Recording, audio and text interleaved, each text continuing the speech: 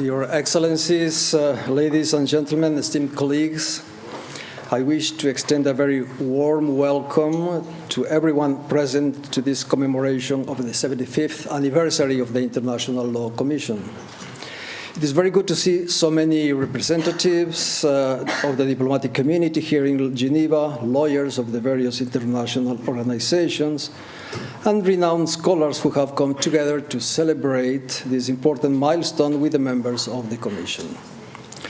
I wish to thank most sincerely the Graduate Institute of International and Development Studies, and in particular Professors Nico Krish and Fuad Zarbiev, for partnering with the Commission and working closely with Mr. Hugh Llewellyn, our Secretary, over the last few months to make today's Geneva-based event possible and for hosting us so graciously at the Graduate Institute. I'm also very grateful to the Federal Department of Foreign Affairs of Switzerland, represented today by Ambassador Jürg Lauber, permanent representative of Switzerland to the United Nations and other international organizations in Geneva, and also Ms. Brigitte Benoit-Landel, who collaborated with the Commission's Secretariat and the Graduate Institute to make today's event possible. Switzerland, the host country of the Commission, very generously offered the reception that we just enjoyed. This anniversary is an important one for the Commission. The Commission forms an essential part of the United Nations architecture that emerged from the destruction of the Second World War. It has progressively developed and codified international law for 75 years as a foundation for peaceful international relations, gradually building upon the achievements of the past in order to secure the future of the international legal order. The Commission has many foundational achievements to celebrate, including in the areas of sources of international law, diplomatic and consular relations, the law of the sea, the law on immunities, the law on state responsibility, international environmental law, and international criminal law, so to name just a few areas. Yet, since the Commission held its first session in 1949, the world has witnessed major upheavals and increasingly complex and challenging set of realities. The continuing scourge of armed conflict, terrorism, and growing extremism causing horrific loss of life and suffering. These realities also include climate change, sea level rise, and natural disasters, as well as present exponential increases in scientific and technological advances, challenging a wide range of branches of the law to adapt to new circumstances and to respond to the pressing needs of the international community. The three panel discussions that we will be participating in today combine a retrospective assessment of the Commission's achievements with an examination of the current and future challenges for the Commission, its authority, its membership, its representativeness, its choice of topics, and their relevance for states, and the challenge of maintaining this relevance in the volatile and evolving landscape in which international law functions today. In one of these respects in particular, the Commission has itself made significant and innovative strides over the last 2 years, increasing the number of women who have chaired its sessions from 1 to 3 by electing 2 female chairs to preside successively at the first and second parts of the 74th session last year. At the current session, the Commission acted swiftly and decisively to fill the casual vacancy caused by the election of Judge Bogdan Aurescu to the ICJ, electing in his place Ms. Alina Orozan, thereby increasing the number of women members of the Commission from 5 to 6, a historic high. But much more needs to be done by states, of course, to increase this further. I am looking forward to the insights of the esteemed panelists who have kindly agreed to be with us today, and also to a rich and lively discussion of these important issues. International law is constantly evolving and developing. From an international law that merely regulated the coexistence between states, international law has evolved to become an international law of cooperation in multiple areas. But today, we are increasingly in front of what I usually call an international law of the common interest and shared values of the international community. And the International Law Commission is making an important contribution in this regard to the international legal system and will continue to do so in the coming years. With these words, I now pass you to Ambassador Lauber for some introductory remarks. Thank you very much.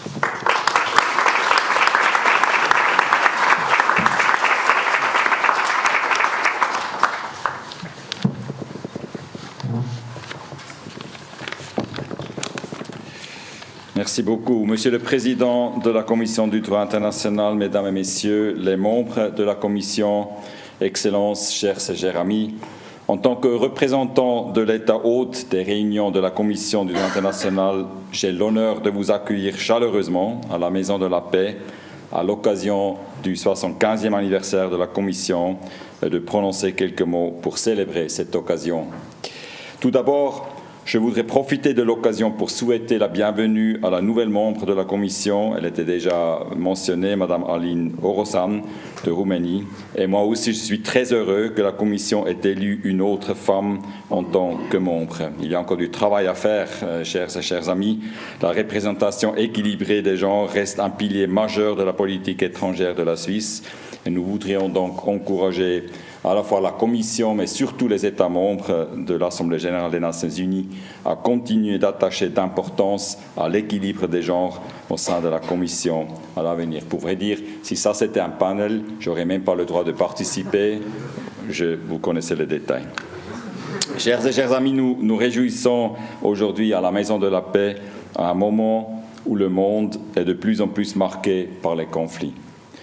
Dans un monde qui donne souvent l'impression d'échapper à tout contrôle, on peut se demander si le droit international a fait son temps. Non, moi, et je pense vous partagez mon avis, je pense que c'est tout le contraire. Les défis complexes auxquels nous sommes confrontés aujourd'hui, des conflits armés au changement climatique, en passant par l'intelligence artificielle et les pandémies mondiales, dépassent les frontières nationales. Aucun pays ou acteur n'est capable de trouver seul les solutions. Ces défis ne peuvent être relevés que par une réponse coordonnée et multilatérale et fondée sur l'état de droit. Le droit international incarne notre engagement collectif en faveur des principes de justice, de coopération entre les États et de paix. Il fournit un cadre pour résoudre pacifiquement les différends, promouvoir les droits de l'homme et favoriser la compréhension mutuelle entre les nations. Sans lui, sans le droit international, le monde serait encore plus chaotique et dangereux, j'en suis sûr. L'importance de cet anniversaire découle tout d'abord d'un constat simple. Le droit international public est un élément central des relations entre les États et constitue la base d'un ordre international stable, juste et pacifique. Il est donc nécessaire non seulement de le codifier, mais aussi de travailler à son développement afin de pouvoir aborder juridiquement les nombreux défis actuels. C'est pourquoi le renforcement du droit international public reste un élément central de la Charte de l'ONU et aussi de la politique étrangère de la Suisse. Dear colleagues, the International Law Commission was created to promote the progressive development of international law and its codification. Over the past 75 years, the Commission has dealt with a wide variety of topics, some of which are very contemporary. For example, it is currently considering the rise in sea levels in relation to international law and has established the draft principles on protection of the environment in relation to armed conflicts, the draft articles on prevention and punishment of crimes against humanity, and the draft articles on the protection of persons in the event of disasters, to name just a few. These are highly topical issues, and the Commission plays a crucial role in spearheading new legal frameworks to address these challenges. Needless to say, the value of the International Law Commission's work is well established, with its draft articles enjoying great authority in practice and often being interpreted as statements of law by national courts. By taking into consideration new trends as well as the needs and pressing concerns of states when choosing its subject matters, the Commission ensures that its work remains pertinent and useful to the international community in addressing the numerous burning challenges we face in the 21st century. It therefore continues to be a great honor for Switzerland to welcome the Commission to Geneva for its sessions and to contribute to its activities by providing an optimal working environment. As a former delegate to the Sixth Committee at the UN General Assembly in New York myself, I have still and repeatedly emphasized the importance of the independence of the Commission vis-à-vis the Committee. The diversity of the working methods and legal cultures of these two bodies is an asset for the development of international law. The Commission's presence in Geneva ensures synergies with the many international organizations, platforms, and actors that are located here and exert an influence on everyone's daily life. In addition, Switzerland considers it very important that international law be promoted not only in New York, but also at the UN's European headquarters in Geneva. This gives me the opportunity to mention the International Law Seminar held every year in Geneva, which enables its participants, professors, government officials, and students to follow the Commission's work very closely, and I believe that several participants of this year's seminar are in the room with us today. Thank you very much for being here this afternoon. I personally consider it a great privilege to be able to meet the members of the Commission every year. And I particularly enjoy our discussions in the informal setting of our traditional reception every July. Thanks to the quality of its current members, the Commission will continue to produce outstanding work. I am convinced of that. And it is therefore with great pleasure that I'm here today to celebrate this important anniversary and to hear from the three panels on what the future holds for the Commission. In its authority in the international legal order, the scope and limits of its work, and its role in the fast-changing landscape of international law. Chers et chers amis, au nom du gouvernement suisse, permettez-moi de vous assurer que la Suisse, en tant que pays hôte de la Commission, continuera à soutenir les travaux de la Commission et fera tout pour offrir aux membres de la Commission l'environnement de travail le plus propice possible. Enfin, avant de donner la parole à Andrea Bianchi de l'Institut des Hautes Études à Genève, je tiens à exprimer ma gratitude au professeur Nico Krisch et Fouad Sarbiev et au Graduate Institute pour l'organisation et l'accueil de cet événement qui nous réunit aujourd'hui. Merci beaucoup.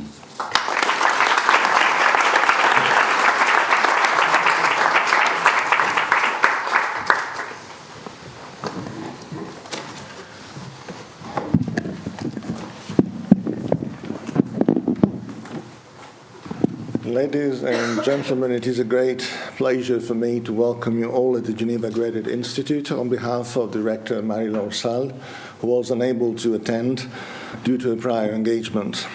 And I'm all the more pleased because besides my current institutional incumbency as Director of Studies and member of the Institute's direction, I am myself an international lawyer, and therefore I'm part of the flock, so to say. The International Law Commission has always been present in my professional life.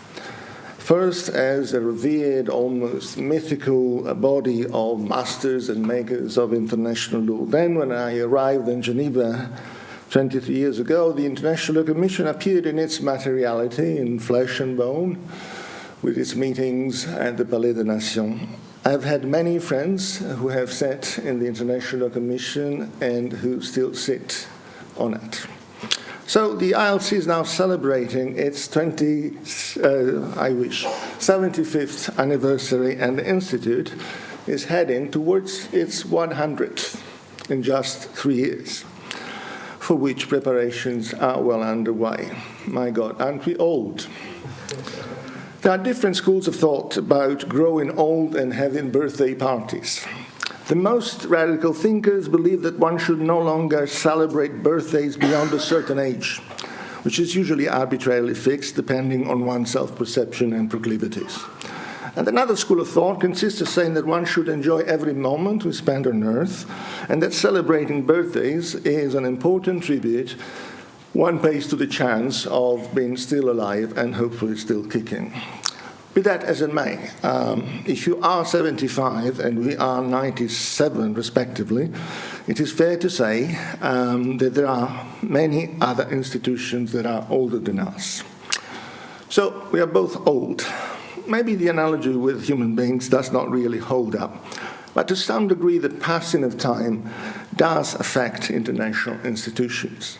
International institutions too have their lifespan, their institutional history, and the micro-histories of all those who have worked for them, often leaving a footprint on the organization or on the hearts and mind of colleagues and fellow workers.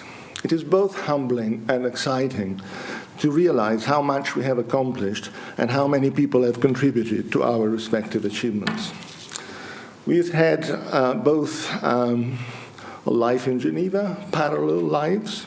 We have seen Geneva change and grow into its ever important international role.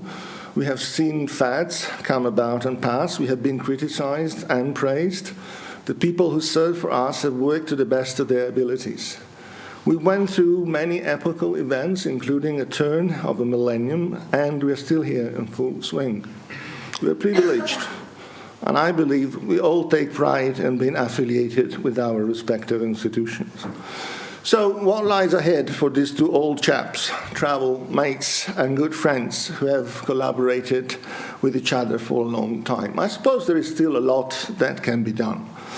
But if we want to continue being successful and stay young and on top of things, metaphorically speaking at least, there are some important challenges that we need to meet in our respective domains of activities. Institutions, and particularly prestigious and highly renowned ones, must always strive to find a balance between continuity on the one hand and change on the other. Continuity relies on and conveys the sense of tradition, its authority, the historical and cultural roots. It's a soothing, reassuring force. But continuity may also turn into stillness, immobility, refusal to accept that things evolve. That's where the capacity to promote change steps in. A smart institution that wants to stay true to its tradition and values knows all too well that it needs to adjust to change. The world changes, the demands of societal body change too. Long live the ILC, long live the Graduate Institute. May we continue to do things together and show to the outside world and to our own internal constituencies that it's not just that we are apt to respect our tradition. We are also willing and able to adjust to the changing demands of international law and higher education. The vestiges of the past may provide credibility, legitimacy, and prestige, but it's our capacity to adjust to change that will mark our success and sustain our credibility and prestige in the years to come. It's the blend of these two factors, continuity and change, that will allow us to comfortably embrace the future, whatever the future holds in store for us. The world needs leaders with a vision from all walks of life. There can be no solid vision of the future if you overlook the past, but there can't be any future at all if you don't use your creativity and imagination to make our institutions more attuned to the times we live in. Let's take this to be our mission and common commitment in the upcoming years. This is my wish and my salute to you at the occasion of your 75th birthday. Enjoy the upcoming proceedings. The Graduate Institute's direction hopes to see you back next year for yet another jointly organized event, if not a birthday party. Ad maiora semper.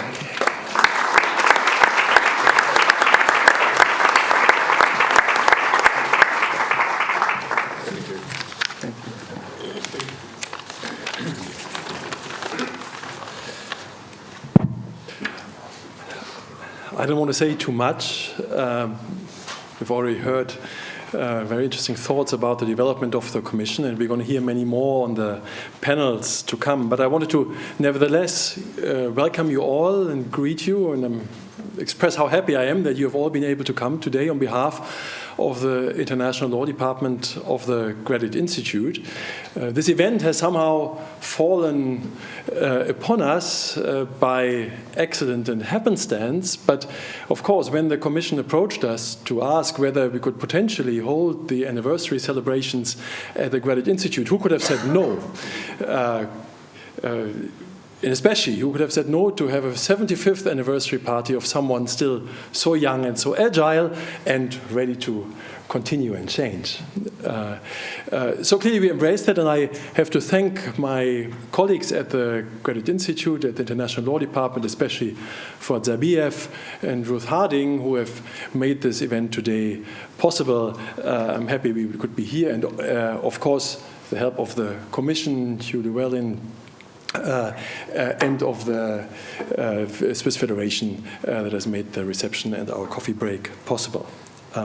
Now, somehow this event fell upon us, but it is also only fitting that it fell here to some extent. Of course, the Institute, and Andrea Bianchi has already mentioned that, has a long history of cooperation through members, also through students who have for a long time been assistants at the Commission. So we had a kind of pretty close relationship, also one that every year, more or less, we've been trying to fortify through our joint seminars, in which we, some members at least of the Commission, come together with some of our faculty and some of our students to explore issues of common interest, especially ones that are on the agenda of the Commission. Today is a bit special in this respect. Probably from next year on we can come back to that normal rhythm. But there's also something else that really, I think, unites us, and it's a particular approach to international law. Not maybe necessarily kind of the way we do international law. Of course, we don't codify. We think about international law maybe from a certain distance. But I think both institutions are committed to thinking about international law in a way that is not so common. Maybe was never so common, or is perhaps not so common anymore, and that is from a perspective that is not merely national. In most academic institutions, you would study international law from a particular national vantage point, and some more, and some less, or maybe less explicitly so. But nevertheless, kind of the way you approach international law will typically be shaded, influenced to a certain extent, not necessarily by the foreign policy of the country that you're in, but by the position that you have in the world and the way that you look at the international order. Now, the International Law Commission, of course, is precisely the opposite to that. It brings together experts of international law from all countries, and that is something that we cannot replicate at the Graduate Institute, but nevertheless, by not being an actual national institution, but instead composed by faculty and students from all over the world, we're trying at least to approach international law precisely in a similar manner by thinking of it from a multiplicity of perspectives, by bringing together the perspectives of people in all continents, you can say. On the faculty side, I think we can develop there still. On the student side, I think we are already there. And that is one of the greatest riches that we really have here at this institution, the ability to bring together those different perspectives on international law and make them part of an enriching discussion. That is obviously something that I think, especially in Europe and North America, I think we have for a long time not really honored sufficiently, and we need to relearn to a certain extent to take other perspectives into view and make them fully heard and voiced. The UN, of course, has had that as its raison d'être to a certain extent, and the International Law Commission has followed that kind of over all those years. Academically, I think there's much to be done, and I very much hope that going forward we can continue to take forward the idea of a sort of multi-perspectival international law, if you will. But now, I'm not going to say much more about that. I'm going to sit on one of the panels later, so I can say a bit more about my vision of the Commission. I'm not going to say here more. So what I'm going to say now is just that I wish you all lots of food for thought in the panels that we have lined up for the coming hours, and happy birthday to the International Law Commission. Thanks.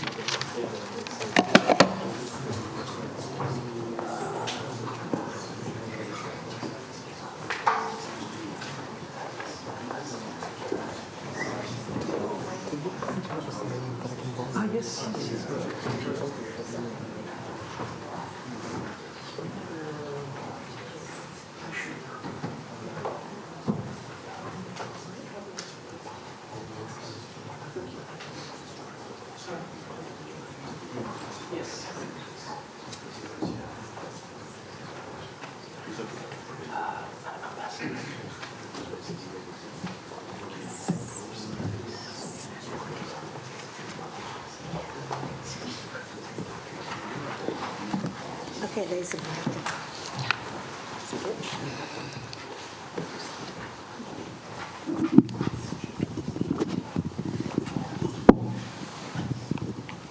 Is it working?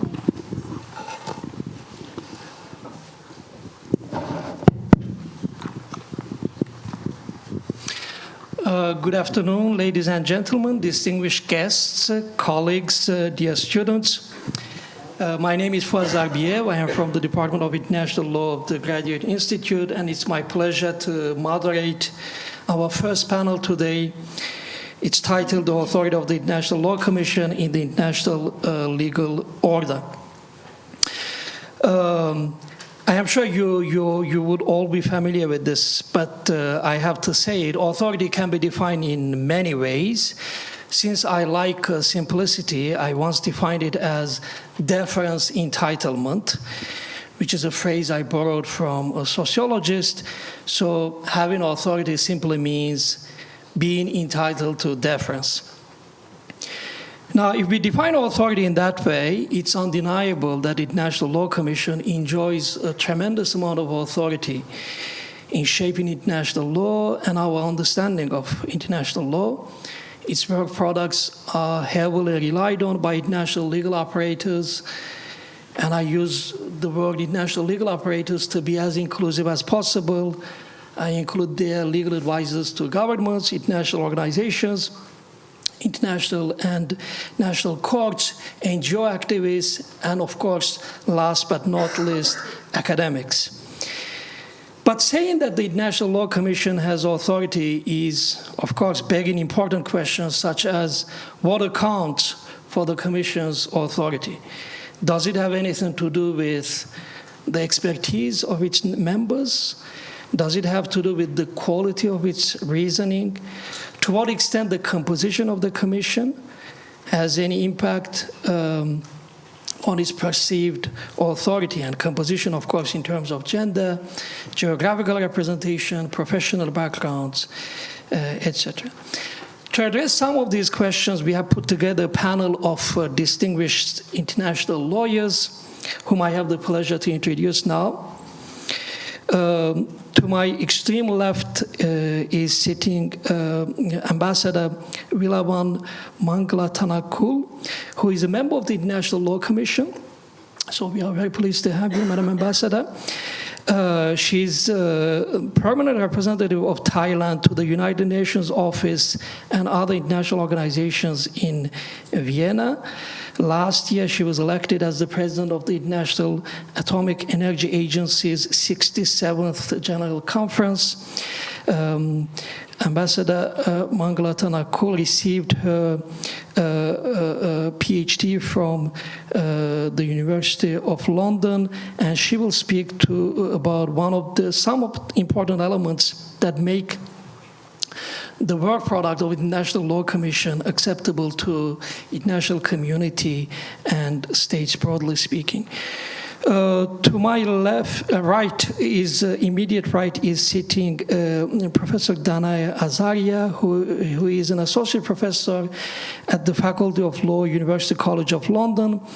She's the principal investigator of the European Research Council grant on state silence, and her book titled Treaties on Transit of Energy via Pipelines and Countermeasures received the Guggenheim Prize in Public International Law, and I think the prize was granted at the Graduate Institute in this very room, so it's a quite fitting occasion. Danai has written a lot about various aspects of international law, and more importantly for our topic for today, she has written about the International Law Commission and its role as an interpreter of international law and the Commission's working methods. To my left is sitting Fernando Luza Bordin, whom we also have the pleasure of having today with us. Fernando is the college associate professor at the Cambridge University, and he's a fellow at the Lauber Center for International Law. Fernando's first monograph, The Analogy Between States and International Organizations, received the Certificate of Merit of the American Society of International Law. Fernando has also published widely, and something very relevant to our topic, the topic of this panel, specifically about the authority of codification conventions of the International Law Commission. It was a piece published by the ICLQ in 2019. So in the interest of time, I suggest we get started immediately, and unfortunately, I will have the unpleasant task to enforce the time limit relatively strictly. Each of our speakers will speak for 10 minutes. It's not a matter of, at least not just a matter of, we being in Switzerland, so we have to be punctual. It's also a matter of leaving enough time so that the audience can engage with the panelists, especially the ILC members who will not have an opportunity to sit on the panels. Madam Ambassador, I have the pleasure to give you the floor. Please. So, thank you very much, Professor Sabiya, and I'm very happy to be here. And first of all, I try to be very brief, and I think we need, as we said, we are congratulating our 75 years, but I think ILC is needed to listen more than we talk. So I hope that we will be able to listen more from the audience as well. So first of all, let me thank the Federal Department of Foreign Affairs of Switzerland and Geneva Graduate Institute for these very generous contributions to making this event happen. I'm very pleased to be here on this momentous occasion of 75th anniversary of International Law Commission. I know we have been 3 quarters of century since its founding, so I think the Commission is no argument that the Commission's role and its authority in international law is worth commemorate and also reflecting on. I think it has been traditionally influenced for several reasons. The textbook's answer would be because it's the UN subsidiary body, it has mandate to do things. And its expertise and composition, if you look at the statute, it's all there. That's why it will be influential and also authoritative to all those in international law. The work of commissions has been often cited and relied on by international court, legal officers from various countries, and also academic in all their reasoning. With that, I will not have time to go in detail what are the factors that are there that make the work of ILC authoritative. I will touch on 2 issues that I think is important. First, on quality of the Commission work, and secondly, whether the work of the Commission cater to the needs and interests of the international community, for states, for international tribunals or practitioners. So first of all, I will touch on the quality. I think we have been in drafting certain topic. Each topic will have to go through all this systematic study.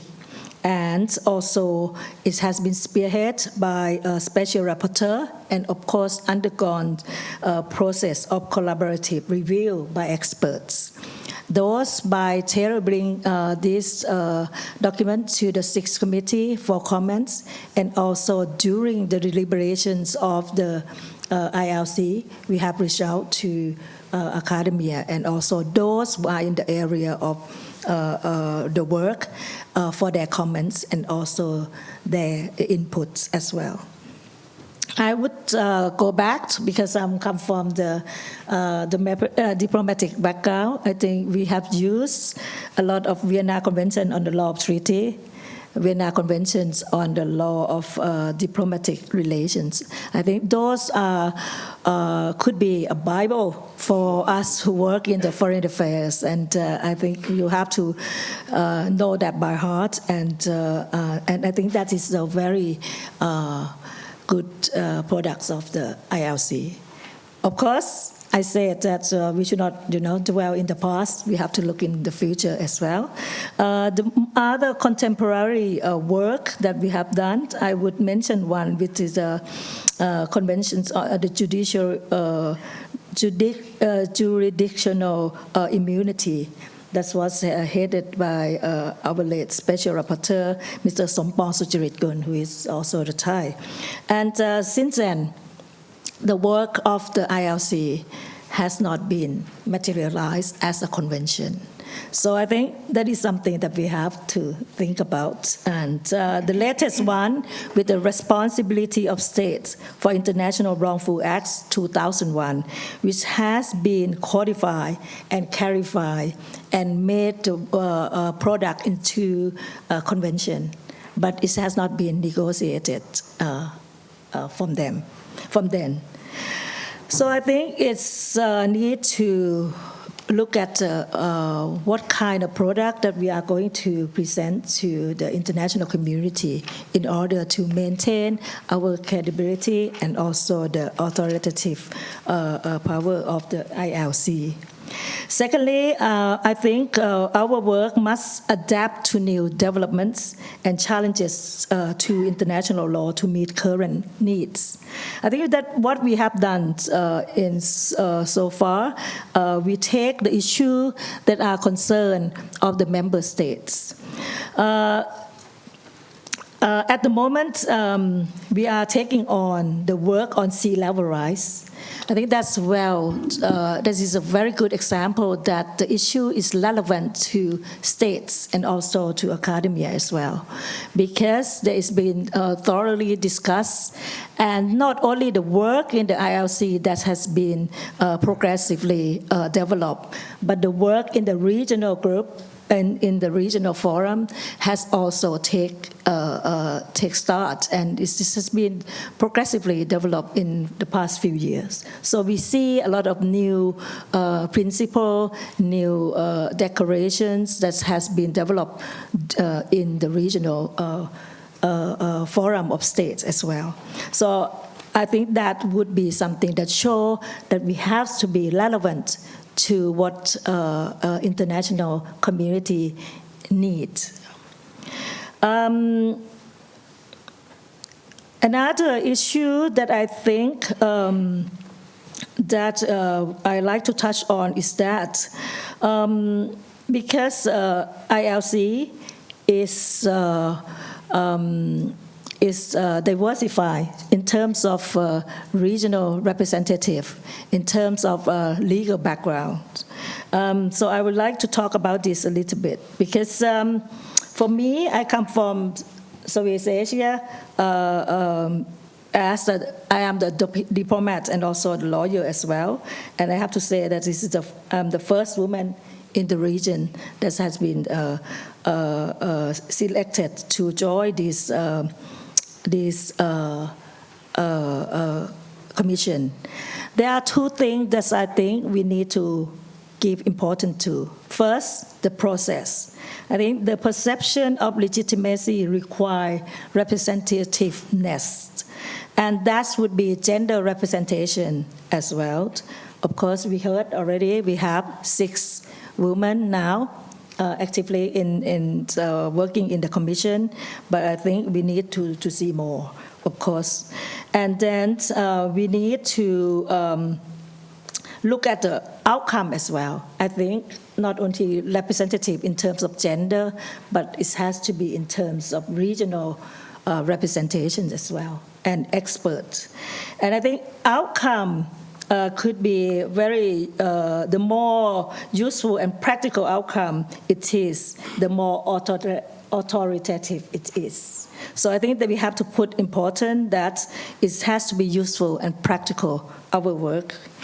To do that, I will touch on that 1 minute, is that we have to take, thinking of a professional background, I think we have to have a variety of both academia and also those who are from the government practice.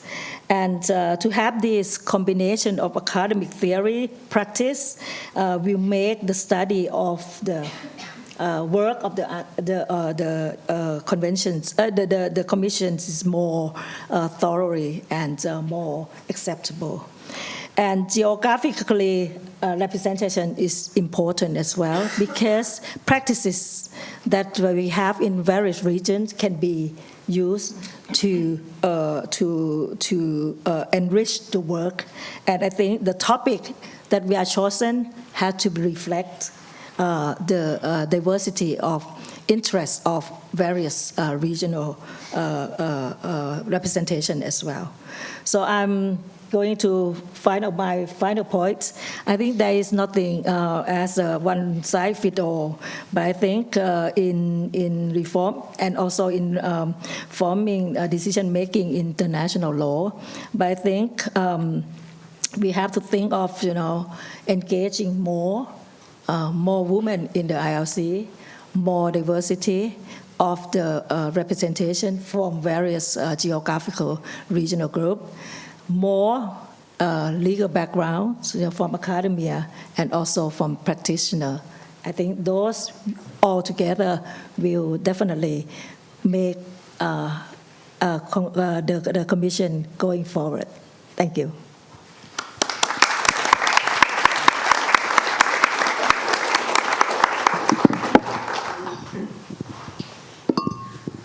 Thank you so much, Madam Ambassador. Some of the points you made, also many thanks also for excellent time management, but also all the points you made, I mean, some of them we will have an opportunity to go over them, the issue of composition, for instance, or topics, but it's important that you brought them up because there is a close connection between those and the perceived authority of the Commission, and we will hear from the other panelists as well. I just wanted to highlight one point you made, several points actually, some of them I think are sometimes lost sight of. One is this, the connection you establish between the Commission's authority and the functional needs of the international community. Basically, the Commission's work is expected to meet specific needs of the international community, and the sea-level rise topic you mentioned is, of course, a particularly apt example.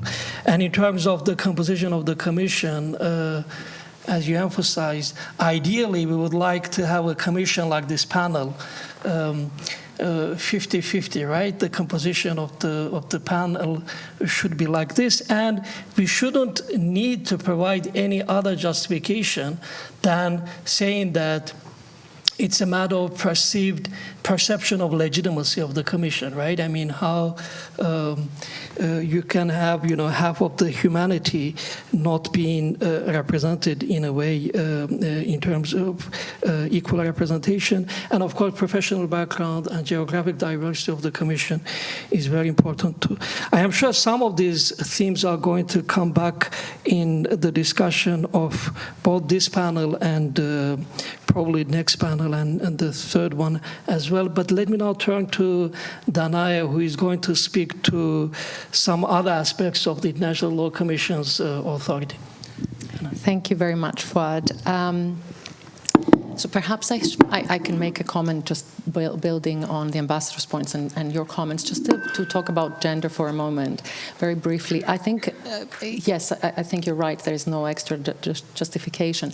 But I think an additional reason that also connects to Andrea Bianchi's point about status and then change, the composition of the Commission should reflect reality, at least. And I mean by that reality, both reality in terms of the pool of people that are experts in the field in order to be able to be on the Commission, but also the reality of the audience to which the Commission speaks, including delegates in the Sixth Committee, and many women are in the Sixth Committee, for instance, just as an example. Now, I'm very grateful to the International Law Commission, the United Nations Secretariat, and the Graduate Institute for this invitation. I direct a research group on state silence that is funded by the European Research Council. And as one part of this work, my team and I have developed a data set of over 400 decisions of international courts and tribunals, including all decisions of the International Court of Justice, almost 1,000 documents of pleadings of states before international courts and tribunals, and almost 300 documents of the ILC and responses of governments, in order to better understand under which circumstances can the silence of states produce some legal effect. For instance, can state silence have a meaning, and particularly the meaning of acceptance? Now, how does this work relate to the ILC, you may ask? Well, my response is, il n'y a pas photo. In the previous century, the International Law Commission primarily prepared draft articles intended to form the basis of negotiations. And against this background, lack of express acceptance or of express rejection of the ILC's work, at best signaled that a state was willing to contemplate the ILC's proposed draft as a starting point in future intergovernmental negotiations. However, in the 21st century, the ILC prepares instruments which, from their inception, are intended to remain non-binding. And in its commentaries, this body that is, as we all agree, enjoys very high authority in our international law community, often makes claims that some conclusion or guideline represents custom or the correct interpretation of a multilateral treaty. So does the silence of governments in response mean that that states accept silently the ILC's claims as to the status and content of custom or treaties? To put it more bluntly, is the relationship between the ILC and governments an opt-out system of custom identification and treaty interpretation over time? Now, in the following minutes, first, I will touch on some reasons behind state silence. Thank you so much. Thank you. I will touch on the reasons behind state silence. Second, I will argue that the conditions of acquiescence are not met when states do not object to the ILC's claims. And finally, I will conclude that there are good and important reasons for which states should interact with and comment on the ILC's work, but fear of acquiescence is not one of them. Now, starting with the reasons behind state silence. Now, in practice, relatively few governments make comments on particular topics of the ILC, and the content, length, and quality of their comments vary. And numerous reasons may explain the lack of response. I will mention some reasons which have been confirmed in an anonymous questionnaire and in interviews that I have conducted with government legal advisors in the Sixth Committee across different geographical groups. One main reason that has been expressed is that some states might not have the human resources to assess the ILC's pronouncements. Even states that have legal directorates in ministries in capital face challenges in assessing and responding to the ILC's periodical outputs, ad hoc requests, and final outputs, especially given that the quantity of the Commission's outputs is increasing, as is the detail of its work. Another reason has been that a state may wish to keep its options open. And alternatively, there may be some diplomatic benefits for being silent, or some diplomatic clauses to be considered if a state would actively take a position in relation to a pronouncement of the IOC. Now, this is the reality, but the silence of states may, in fact, produce some legal effect. For instance, it can mean acceptance corresponding to opinio juris for the identification of custom, as the IOC itself has concluded in its 2018 conclusions on custom identification, or it may mean acceptance as to the interpretation of a treaty, as the IOC has concluded in its 2018 conclusions on subsequent agreements and practice in relation to the interpretation of treaties. Now, the first research output from the State Silence Project is an article I published in 2020 in the European Journal of International Law, which is also freely available, and it is entitled Codification by Interpretation. And there I argue that the pronouncements of the IOC that have been made after the adoption of a treaty may constitute a supplementary means of interpretation, but also they may constitute a subsidiary means for custom identification. And I also argue that the interaction between governments and the IOC can give rise to state practice and opinio juris, or to subsequent practice followed by the agreement of treaty parties as to a treaty's interpretation. But my view was then, and continues to be today, that the failure of states to object to the IOC's pronouncements does not entail acceptance. And just to clarify, I am not discussing today the lack of objection by a government against a claim that has been made by another state when that state is responding to the IOC's pronouncements. I'm only addressing here the scenario of silence of a state just in response to the Commission's pronouncements themselves. So allow me to explain my reasoning. In order for acquiescence to be established from state silence, the following cumulative conditions must exist. First, there must be circumstances that call for the reaction of the state. Second, the silenced state must be in a position to react, including it must have knowledge of the claim that calls for its reaction. And third, there needs to be sufficient time that has passed from when the silent state has become aware of the circumstances that call for its reaction. Now, the requirement of knowledge would be met in this scenario because the IOC's work is at all stages made public to all UN members through the UN Secretariat. The critical point in time, however, for assessing whether the IOC's pronouncements could, in principle, call for the reaction of a state must be the final stage of the Commission's work. In other words, when the IOC has made a concrete legal claim in a concrete product on second reading, which it will no longer revise. So states should not be encouraged to respond to the IOC's outputs adopted on first reading merely out of fear that they may be bound by their silence. Again, there may be other very good reasons to respond, but not acquiescence. Instead, I think the crucial question here is whether the IOC's pronouncements that are adopted on second and final reading in and of themselves could call for the reaction of a state. Now, in my view, the answer is no, as the law stands today, and I will touch on three reasons, albeit there may be more. Now, first, whenever the International Court of Justice has relied explicitly on the IOC's work, there is no evidence that it has done so because it considers that states have acquiesced to them. And in only 3 cases, the court expressly has considered the responses of governments to the IOC. In none of these cases has the court relied on the silence of governments vis-à-vis the IOC in order to find that these governments have accepted the IOC's claim as to identifying custom or for interpreting a treaty. Now, of course, that's not so important, is it? Because the ICJ tomorrow could just change its mind. So let's discuss some other more normative, perhaps, reasoning.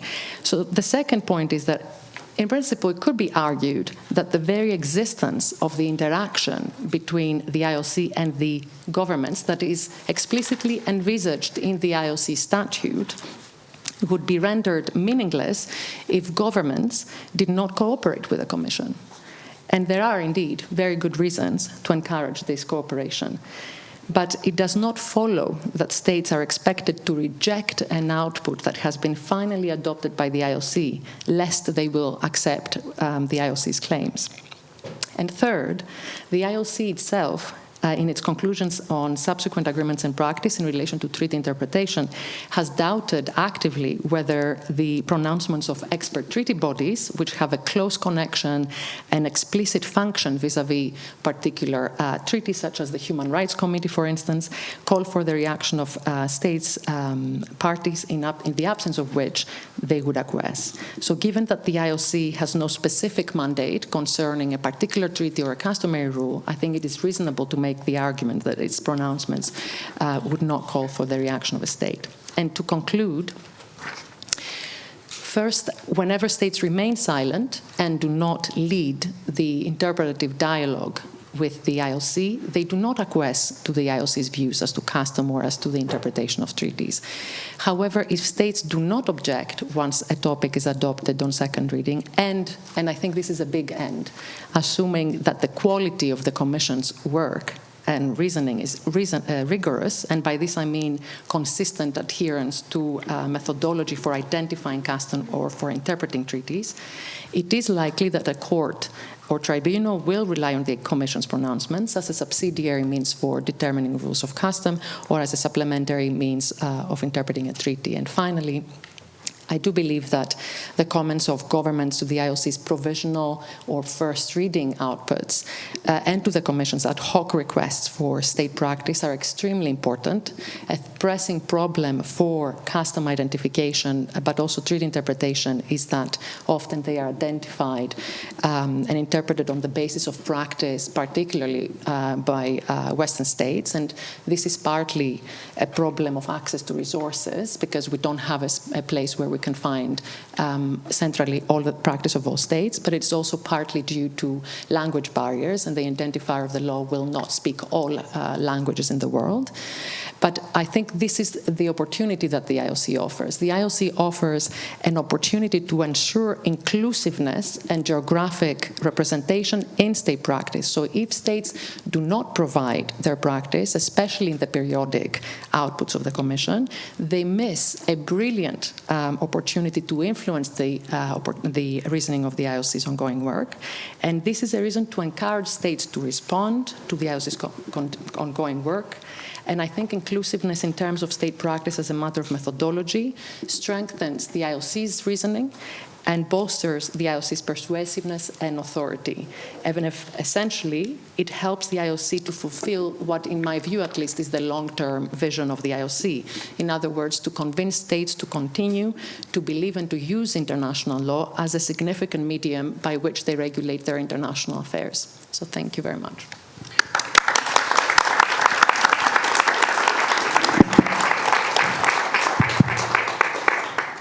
Thank you so much, Danai, and also for excellent time management. I have a very disciplined panel, so I don't have much to do as a moderator. Very important points, a lot of food for thought as well. I think it's important. I haven't been able, by the way, I have been trying, I have been doing my best to convince a PhD candidate at the Institute to work specifically on this topic, engagement of governments with the Commission's work. I find it fascinating. If you said that you started doing some empirical work, I think there is an important work to be done to go back to the beginning of the ILC and see how it has evolved, basically, the specific engagement of governments, which governments engage with the ILC. And I think the picture we are going to get is not going to be rosy, right? In the sense that we know which specific countries engage with the work of the ILC, and of course the end result is that the international law will be shaped and made by a particular group and regions, and not as it is supposed to be, universally. Let me now turn to Fernando, and then, of course, we will have an opportunity to open up for discussion. I will have some questions for all of you later. Fernando, you have the floor. Thank you so much, Fuad. It is a real pleasure to be here. I spent a couple of summers at the Commission in 2009, 2011. I was working for Special Rapporteur George Ogaya, and the whole experience enhanced my admiration and my respect for the ILC and what the institution does, and that's why I'm so happy to be part of this celebration here. And in my short contribution to complement a little bit what has been said by my fellow panelists, I would like to focus on how the reasoning that the Commission offers in its commentaries to draft articles, in its commentaries to conclusions, to guidelines, how that reasoning bears upon the authority of the Commission's work. It seems clear that the influence of the ILC's output is linked to the perception that the Commission, after conducting a thorough examination of relevant materials, has come up with a plausible restatement of what general international law has to say.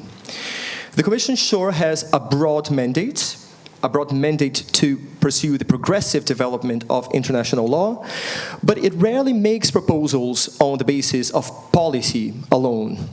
It seems that even when it tries to push international law forward, to develop international law, the Commission does it in the spirit of codification.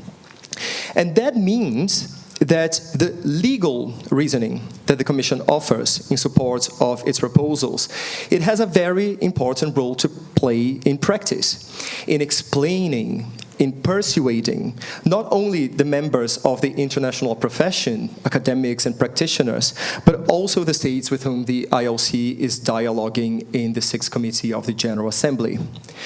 Now, over the decades, the Commission has always sought to base its reasoning on state practice, on judicial precedent, following traditional understandings of the sources of international law. And that, of course, makes perfect sense. The problem, though, is that doing that is not always possible, because there will be areas where practice will be a bit patchy or even trickier. Practice and precedent may be conflicting a little bit. There may be some level, some degree of state disagreement. And we find that example in the Commission's ongoing work on the immunity of state officials from criminal jurisdiction. I'm referring here specifically to the debate around draft Article 7, adopted on first reading. That is an issue of the greatest importance. But there seems to be some disagreement in state practice and in precedent coming from national courts about whether there are exceptions to immunity ratione materie for certain international crimes. And the question then arises of how the Commission ought to approach its reasoning in cases like that. And I would like to suggest that lack of state practice and precedent, or conflicting state practice and precedent, it doesn't necessarily mean that there are no other persuasive legal reasons for proposals that the Commission may be wishing to make. And that is because there may be some systemic forms of reasoning, such as reasoning by principle, reasoning by analogy, that the ILC can resort to justify proposals about how to tackle the law in situations of uncertainty. And those systemic forms of legal reasoning, they can help the ILC as an expert body beef up its reasoning and persuade the relevant stakeholders that a proposal that it's making is legally sound. But here, I think it's important to acknowledge the Commission may face a dilemma of a pragmatic character. Because when the Commission makes a proposal on the basis of solid state practice and precedent, when it basically builds upon what states already do or on what the courts created by states themselves have decided, states tend to be fine with that. They can discuss the merits of the Commission's proposal, but they are unlikely to question the Commission's method, the Commission's approach. But to what extent would states be open to proposals based on other forms of legal reasoning, on principles, on analogies? Is there a risk that states might be a bit spooked by reasoning that looks a little bit too theoretical, reasoning that may raise assumptions about the system as a whole that states may not be keen to face, let alone endorse? And that is a question on which I would love to hear from the members of the Commission themselves, because it goes to the heart of the Commission's self-perception as a committee of jurists. But I would like to focus on a couple of examples in which, by holding back, by not engaging further with other forms of legal reasoning, the Commission may be compromising potentially or taking a risk to compromise the influence of its work. And my first example is from the past. In the general commentary to the articles on the responsibility of international organizations, the ARIO, the Commission stated that it was not adopting a general presumption that the same principles applied to states and international organizations.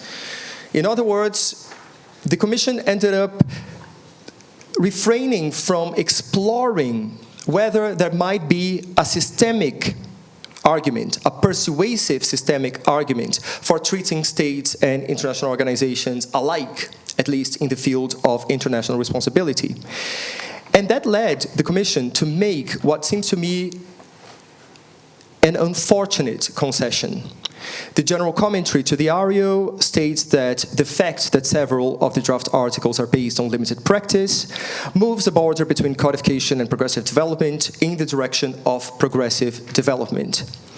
And the reason I think this concession is unfortunate is that it may underplay the authority that the ARIO may deserve as a potentially systemically sound attempt to articulate this field of international law in an area where practice seems to be a little bit patchier. The ARIO basically leaves for those applying its provisions the task of joining the dots, elaborating on the reasons why it would be justifiable to extend rules from states to international organizations. And that might be viewed as a missed opportunity for the Commission not to take up this work. Now, my second example is current, and I come back to draft Article 7 of the Commission's project on immunity of state officials, which I already mentioned. And I do that just because this is happening now, so there is an opportunity, a window of opportunity that the Commission might seize. When you look at the commentary as adopted on first reading, it has been criticized for somewhat papering over what remains a conflicted issue in state practice. But one way for the Commission to go would be perhaps to be a bit more upfront about there being some disagreement. So what? States may disagree about things that happens in international relations. But focus instead on explaining why the solution that it is proposing is the one that fits the best within the system of international law that we already have. Now, in fairness, the commentary already makes reference to the unity and systemic nature of international law, to the need to balance sovereign equality with other existing standards or principles coming from IHL, coming from international human rights law, coming from international criminal law. But that is a section of the commentary that could benefit from further elaboration, I believe, from a more robust attempt to explain and justify the balancing that the Commission is proposing, to show that that balancing amounts to the most plausible view of what international law, right here, right now, has to say about this situation of uncertainty where states still seem to disagree. Let me stop here and again wish the Commission a very happy anniversary and much success in the years to come. Thank you for everything you do.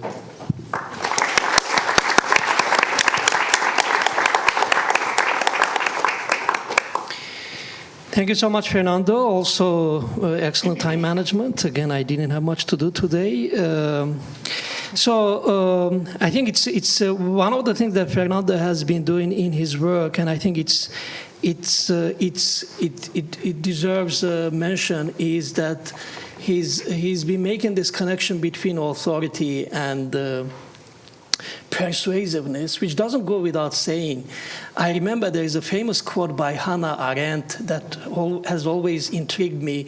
She said something to the effect that a father can lose his authority over a child in two ways: by beating him or by arguing with him.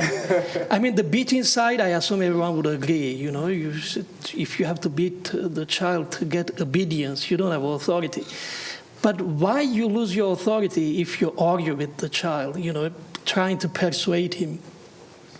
That's a relatively widespread view of authority in political philosophy, this idea that if you need to persuade to get obedience or deference, it means that you don't have authority. But I assume no one in the room would believe that we just have to take what the ILC says merely because ILC says it, right? I mean, we need to be persuaded, we need to be convinced.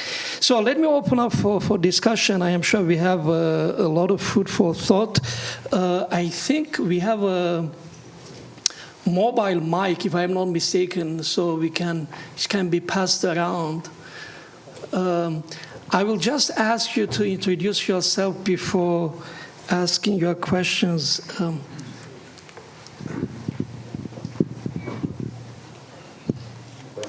You know, it's a customary it's a practice of the International Law Commission always to start saying great presentation, great analysis. But I don't want that practice to take away the fact that it's true what I'm saying here. And I really mean it, and I thank all the presenters. I have a couple of questions. One for Dana Azaria, which is the following. The role of consent in the Commission in order to assess the normative value as at least as a subsidiary source. That is, you mentioned to assess the quality of the Commission, one as a subsidiary source. For example, the quality of it, the argumentation, and so forth and so on. And you also mentioned the role of silence of states, not exclusively as a subsidiary source. But I wonder whether the agreement, let alone, I mean, if it's more even than consensus, by the Commission doesn't establish clearly a normative value as a subsidiary source because of the Commission's composition. And, you know, and in reality, the most likely approach by states, you know, if all the states are in agreement, we don't have a problem. If all are against, we don't have a problem, we have a crisis. And the most likely scenario is that there's going to be divisions, right? Now, so my question is the role of consent to you. And to Fernando, I have the following question. In a lot of arguments, states are presented as one actor. The state thinks. The states will react. I have seen that with the proposals, for example, to include the reactions to what we have decided to include in the long-term program of the Commission, the most likely scenario is that we have different views. And there is an issue here that have not been mentioned, the issue that numerous states lack capacity to react. And so there is an issue of capacity building at the same time. For me, it's very interesting, the situation of division and the quality of the division. But what I want to know, what I like to dispel is that notion that the most important problem is when the state think. I think the most important, there is not a problem there because I'm not talking as to whether they think or they don't think. But if they are united, 193 countries, there is no problem. If they are against, there is no problem. The situation appears precisely when there is division, and increasingly we see that. Added to the situation of of another thing that you have not mentioned that I want to say is always present, codification versus progressive development. And the problem with that is that there is no agreement what is codification and progressive development in a lot of situations. So that's a real topic, that division and lack of agreement in the normative quality of the Commission's result. Because if there is agreement, we don't have a problem. Okay? Thank you again for your contribution. Thank you very much. I think we have, these are relatively broad questions, so we will maybe answer these questions before taking another round of questions. Then were they all for me? No, it was one for me. One for me, yes, so that's how I understood it. Yes, okay. No, because I didn't understand. Exactly. So I wonder whether what you have in mind is more about whether the Commission's work itself represents the common understanding of the leading experts in the field, so the common understanding of its composition. So in that case, you could talk about perhaps agreement within the Commission or common understanding or consensus among the Commission.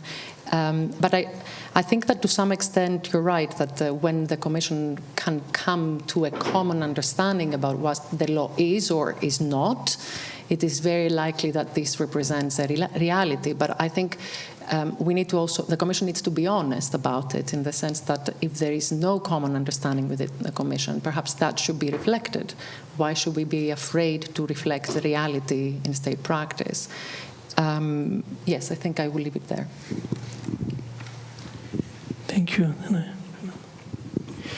Thank you so much, Claudio, for the very thoughtful comments. And I agree with you. I think that, again, state disagreement should not be a reason for paralysis. Actually, it should be a reason for action, as you say, when states disagree.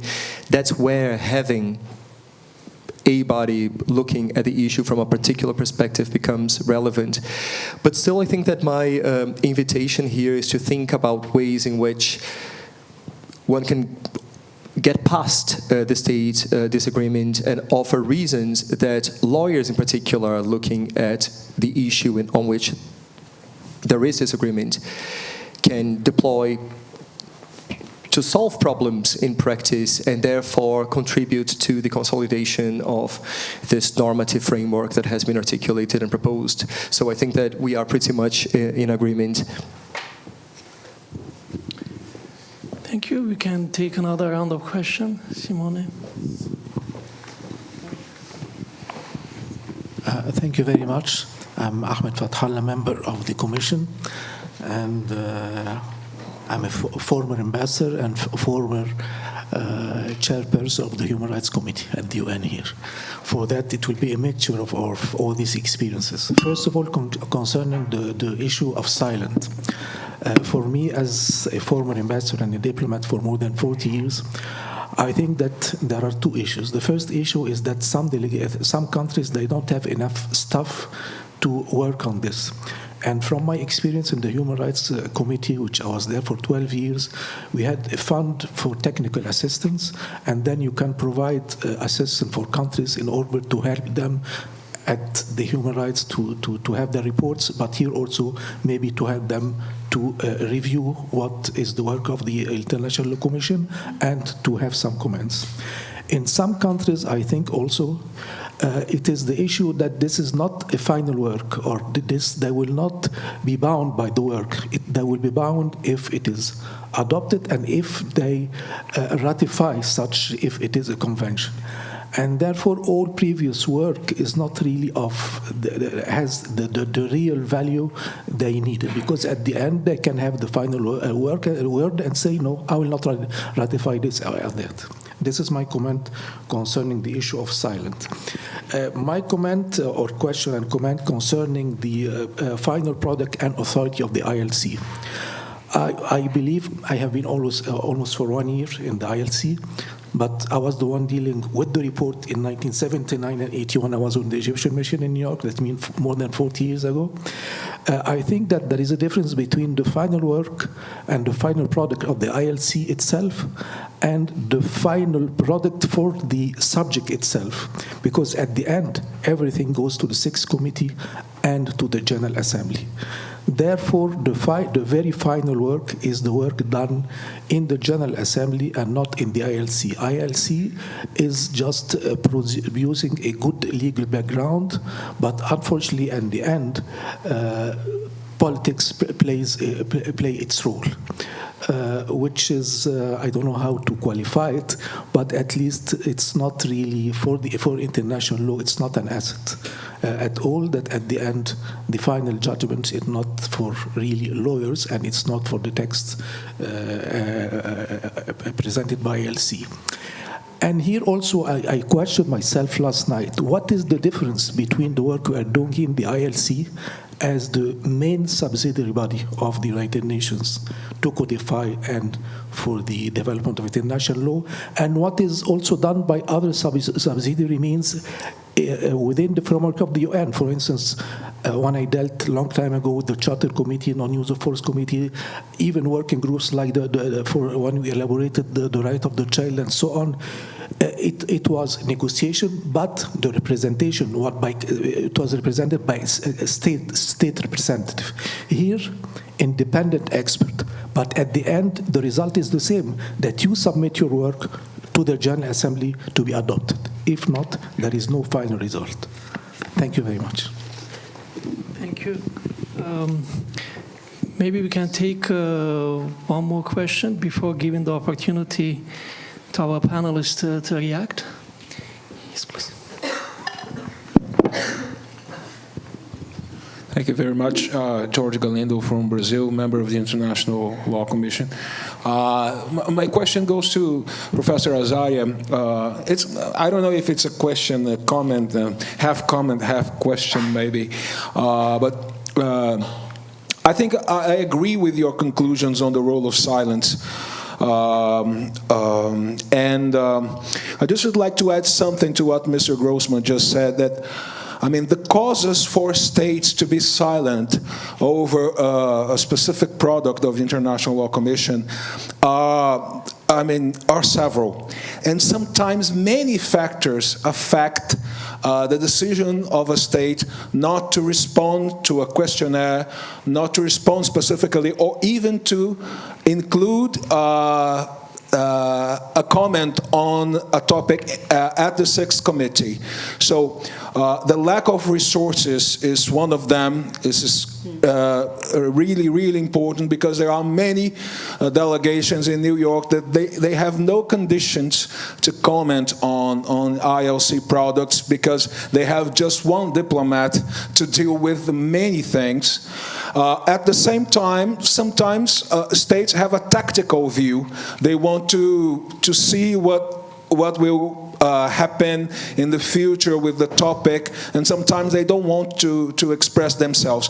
My point is, many times those factors, they act together for a state not to react on a specific ILC's product. And this is very important, because sometimes people think it's only for one reason, for example, for lack of resources. Sometimes it's not.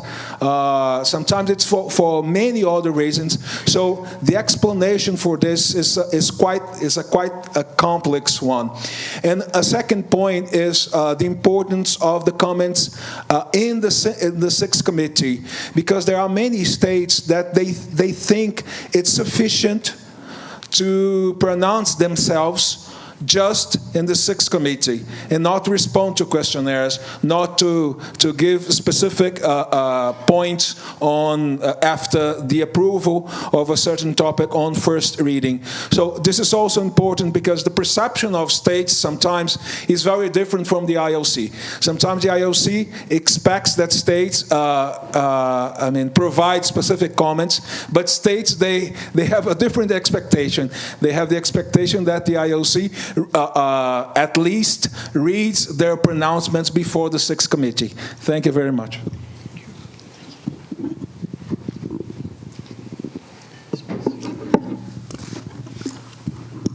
Thank you very much for both comments as far as silence is concerned. In relation to the point of multiple reasons, absolutely, of course, many reasons can coexist. In relation, however, to your point about I think your comment raises so many different, it has so many different angles, both capacity but also of process. And I think the way I understand the six committee system, and I have observed it for some years now, as I have observed for many years the IOC system from inside, it seems to me that what has been happening in the past few decades is that states seem to believe that they have to respond verbally in the sixth committee. Of course, the IOC statute talks about first reading, second reading. We have, of course, it's a very useful system to include also the meetings in the sixth committee and make comments, but I think it is almost, I'm not so sure if I would really, as a lawyer, be giving advice that in order to be diligent, you have to do something within a month to answer, to respond to all aspects of an IOC report that has just been submitted in August, and then you have 1 month to respond to all the topics in that report. And how can you do this diligently? So I think that the system seems to have moved into a perception that delegates need to be making oral statements in the sixth committee about the full report. And that makes even more pressing the issue of capacity. Of course, how could they possibly do that in addition to the ad hoc requests for practice, in addition to first reading requests, second reading aspects, and in addition to their work in the UN more generally on top of that. So I think perhaps considering or discussing again when a state should be pushing for all its capacity to go, perhaps first reading would be the best idea, and also the ad hoc request for state practice. This would be very beneficial for the IOC's work, for sure, while at the same time, so it wouldn't compromise the state inclusion, but it would certainly take some burden off the state delegates to respond constantly orally in the sixth committee every year for every aspect of the IOC's report. Thank you.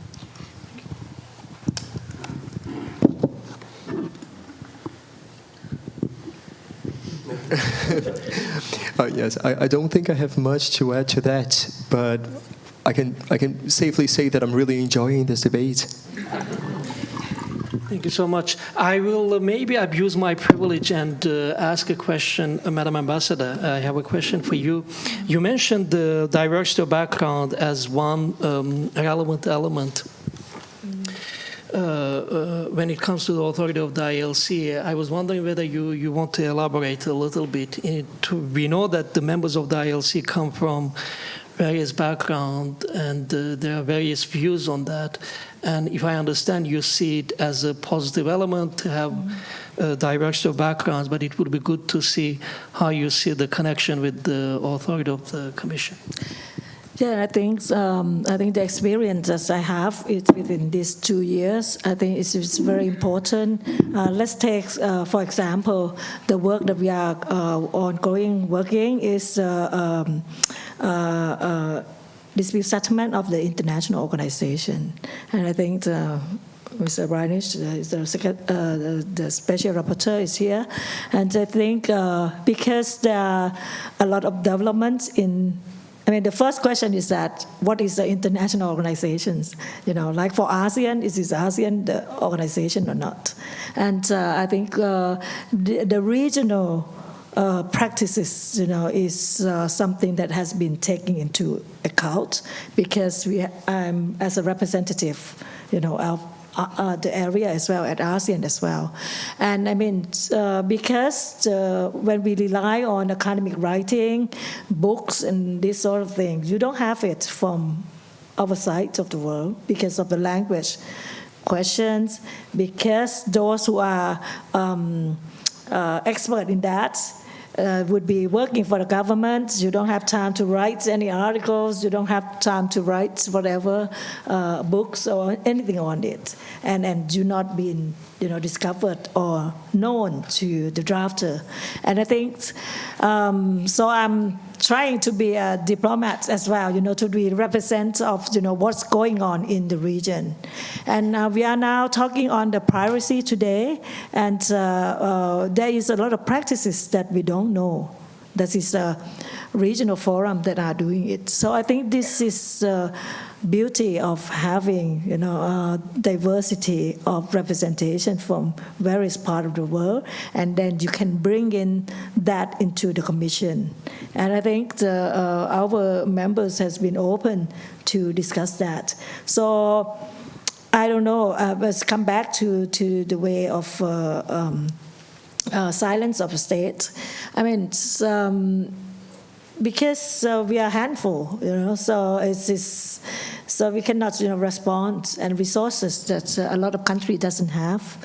But again, those practices emerge everywhere in the world because we are pressing with, international issues to the world. It's various, and I think you need to be inclusive in terms of your resources to build on your work, at the ILC. So I think that's something that's very crucial that we have to take into account, to make our work relevant and then answer to the need of international community.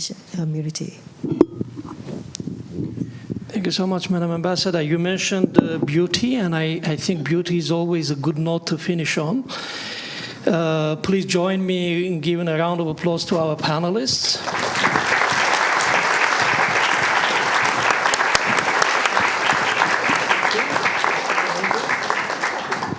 So this ends our first panel, and we will take a break, coffee break. We are slightly behind the schedule, but in principle we should get there. So when you leave the room, you just have to walk up the stairs, and that's where the coffee break will take place. Thank you so much. I will see you in a moment. Thank you. Good afternoon, everyone. Okay, we are running behind time, so let's get started so that we can make the maximum use of the time. My name is Neha Mishra. I'm an assistant professor here at the International Law Department of the Geneva Graduate Institute, and I'm absolutely privileged today to moderate this panel. The panel is titled The Topics of International Law Commission, Scope and Limits. And for those of you who've seen the program, there are a series of thought-provoking questions that have been raised as a part of this panel. And some of those questions are, what are the best ways for selecting the topics for the Commission's examination? To what extent are the Commission's topics responsive to the needs and expectations of the international community? What are the traditional criteria for the selection of topics, and are they still appropriate? Is there room for coordination between the Commission and codification initiatives of other institutions, such as regional codification bodies and the Institut de Droit International? So we have a star panel here today, and I'd like to briefly introduce them. So to my next to me is Professor Vincent Chataille. He's a professor here at the International Law Department of the Graduate Institute and also the director of the Global Migration Center. He holds many important positions. He's the president of the board of the Geneva Academy of International Humanitarian Law and Human Rights, a senior research associate at the University of London, and a member of the Odysseus Network for the Legal Studies on Immigration and Asylum. Many of his peers have recognized him as one of the leading voices on migration law and luminaries of international migration law. So we are very delighted to have you here with us today. And he has, of course, many academic qualifications to his credit, has advised several international organizations, governments, NGOs, and taught at universities across the world, and has a prolific publication and research record. Next to him, we have Professor Charles Jallo, who is a member of the ILC, as well as a distinguished university professor at Florida International University. He was elected by his peers as the chair of the drafting committee for the 70th session of the International Law Commission in 2018, and also the general rapporteur for the 71st session in 2019.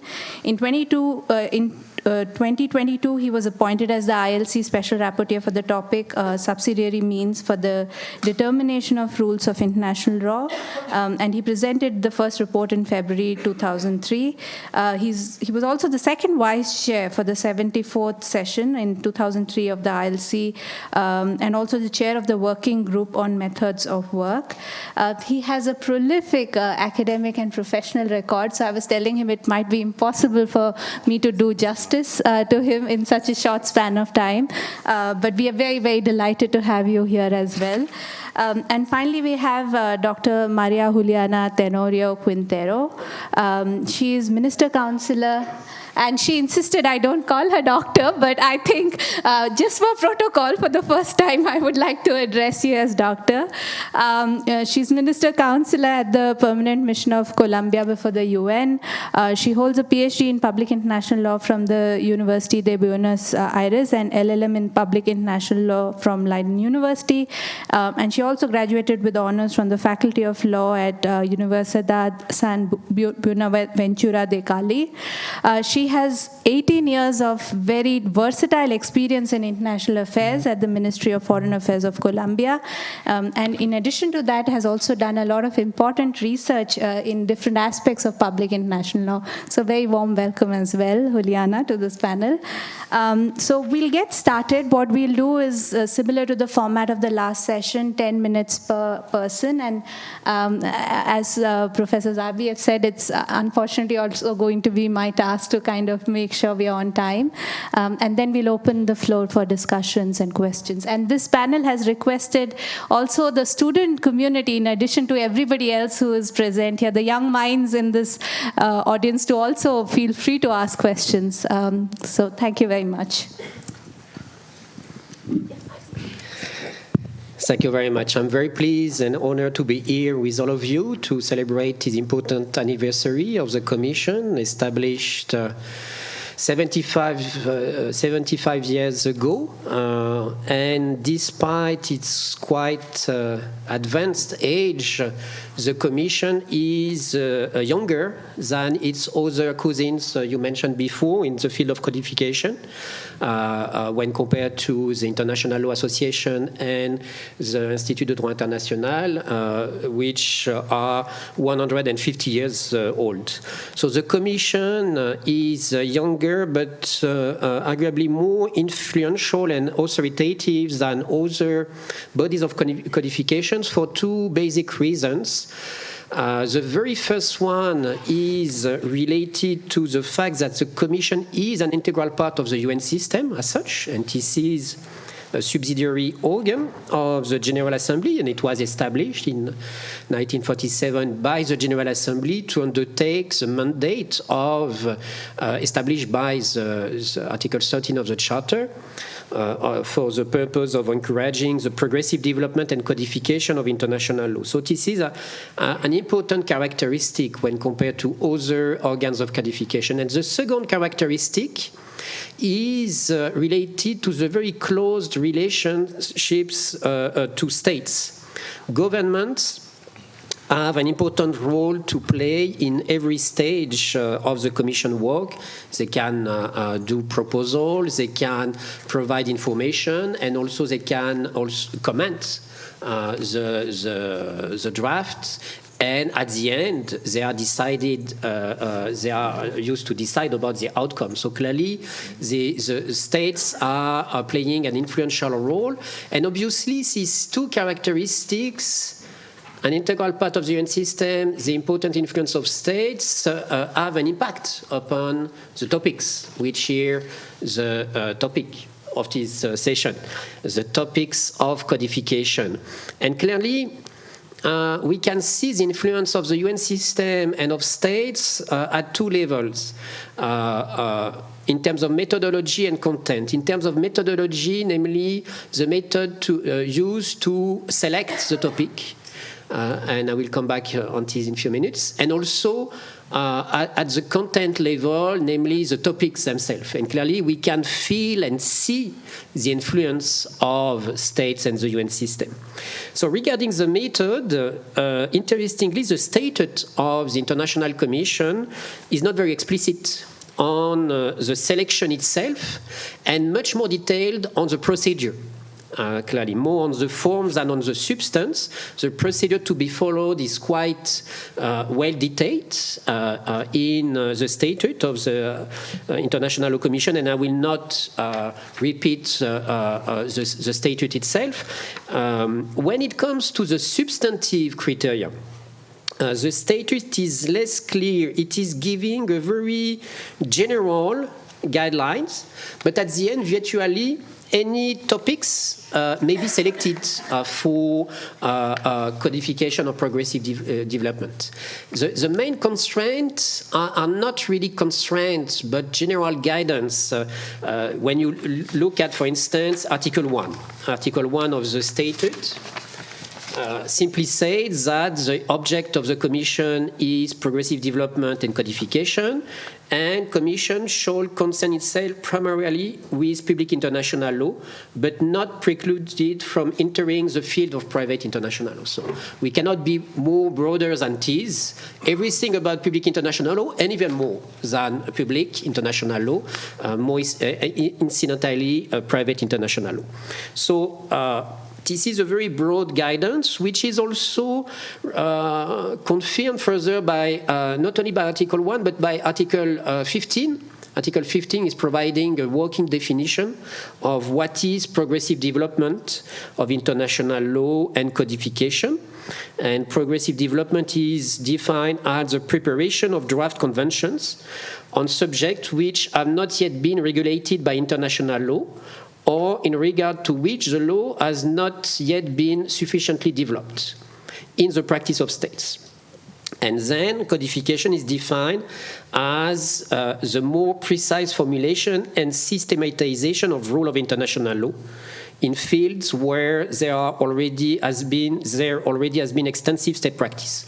So clearly, from this angle, the statute of the International Commission provide a very broad picture and a huge freedom of action, in fact, for the Commission, on the paper at least.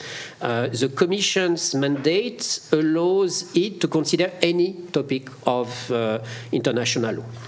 This is only in 1996 that the Commission itself has further refined the criteria to be followed, and it has established 5 criteria to select the topics, and I quote here, the topic should reflect the needs of state, the topic should be sufficiently advanced in stage in terms of state practice, the topic is concrete and feasible, and then it is highlighted that the Commission should not restrict itself to the traditional topics, but could also consider those that reflects new development in international law. So a typical state-centric approach where the topics can be broadly defined on any aspect related to international law, but the Commission itself has decided to focus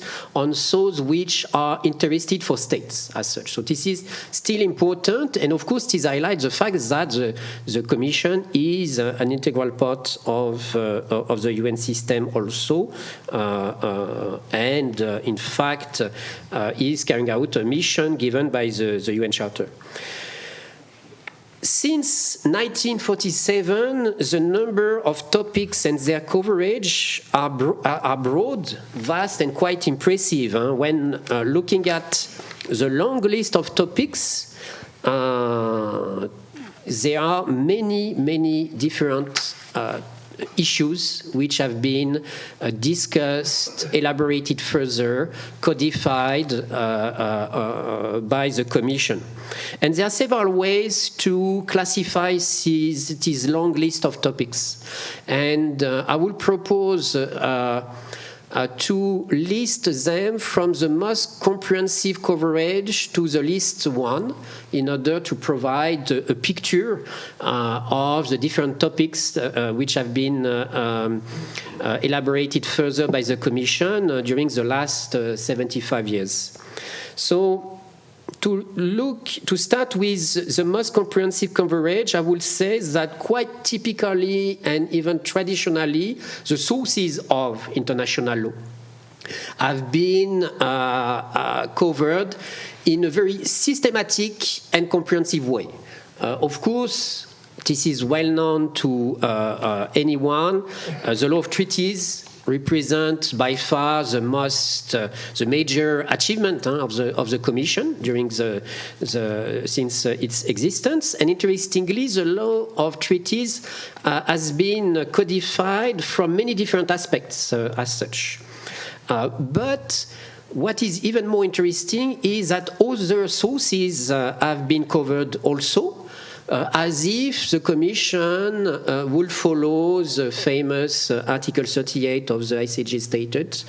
So they started with the treaties and then the customary law, but also jus cogens, unilateral acts, general principle of law have been discussed. So clearly, here from the angle of the sources, this is arguably the most extensively discussed topic by the Commission.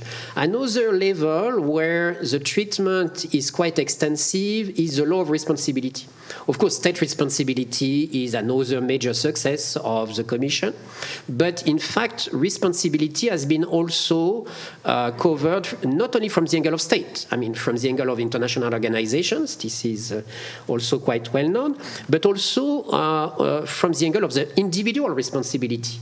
So clearly, here again, like for the sources of international law, responsibility has been treated on a very systematic basis, covering states, IOs, individuals.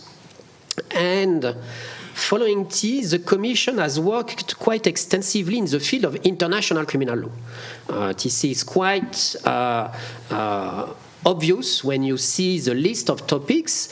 I mean, starting in 1949 with the Nuremberg Principles, but also, I mean, there are many other examples. Of course, the Statute of the International Criminal Court adopted in 1994, the Draft Code of Crimes Against Peace and Security in 1996, and many others. And until now, I mean, last year, the topic is still today an important focus. Universal criminal jurisdiction has been added. So clearly, besides sources, responsibility, international criminal law has been a key focus. And then there are other topics which have been developed by the Commission, but on a less systematic basis, I would say. Even if they have been developed in quite a detail. I'm thinking about the law of the sea, clearly. The law of the sea, diplomatic and consular protection, immunities of states and IOs, and protection of environment. But here, I have the impression that the method is quite different in the sense that, of course, the coverage is quite comprehensive, but the method is more focused on specific and arguably technical issues and not providing the broader picture as it is in the field of responsibility. And then, at the end, among the least developed topics, there are some topics which have been approached in a more oblique way. And in a, I would say, partial way. Trade law has been approached in quite on some topics only. Armed conflict also. This is only focused on the effect on treaties or protection of environment. Among other examples where clearly here it was more specific aspects than the ambition of covering more extensively this issue. So, in short, because I understand that I have to stop, the ILC has made a lot of progress, clearly, in codifying and developing further international law. Of course, it is a product of its own ecosystem, clearly, the UN system, state influence, and this explains that there is a focus on some topics and not others.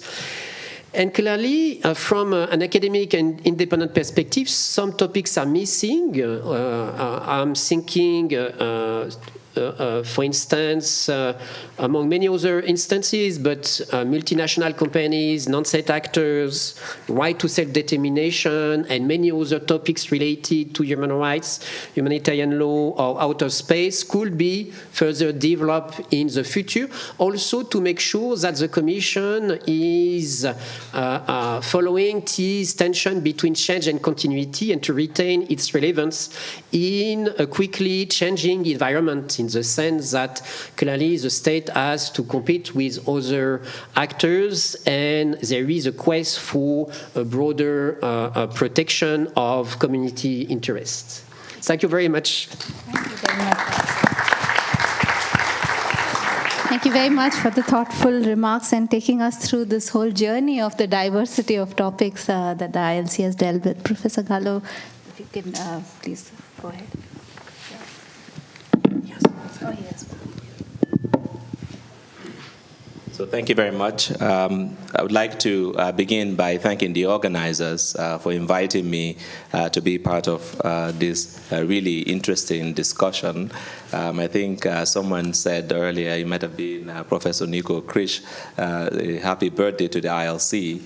So let me just say also happy birthday to the Graduate Institute. Of course, the point was made that the Graduate Institute has been around for 97 years, so it's a little bit ahead of the ILC. So we need to pay that respect to you as well. So of course I have very limited time, and I am going to take the cue of the organizer. So I've put on my iPhone to see if I can be disciplined within the 10 minutes. And in many ways, my task is made a little bit easier because some of the elements I was going to develop have already been addressed by my good colleague to my immediate right. So what I will try to do is to make 3 big points, and along the way, I might respond to a couple of points to kind of spice things up a little bit, because after all, it's the end of a long day, and people might start to nod off a little bit.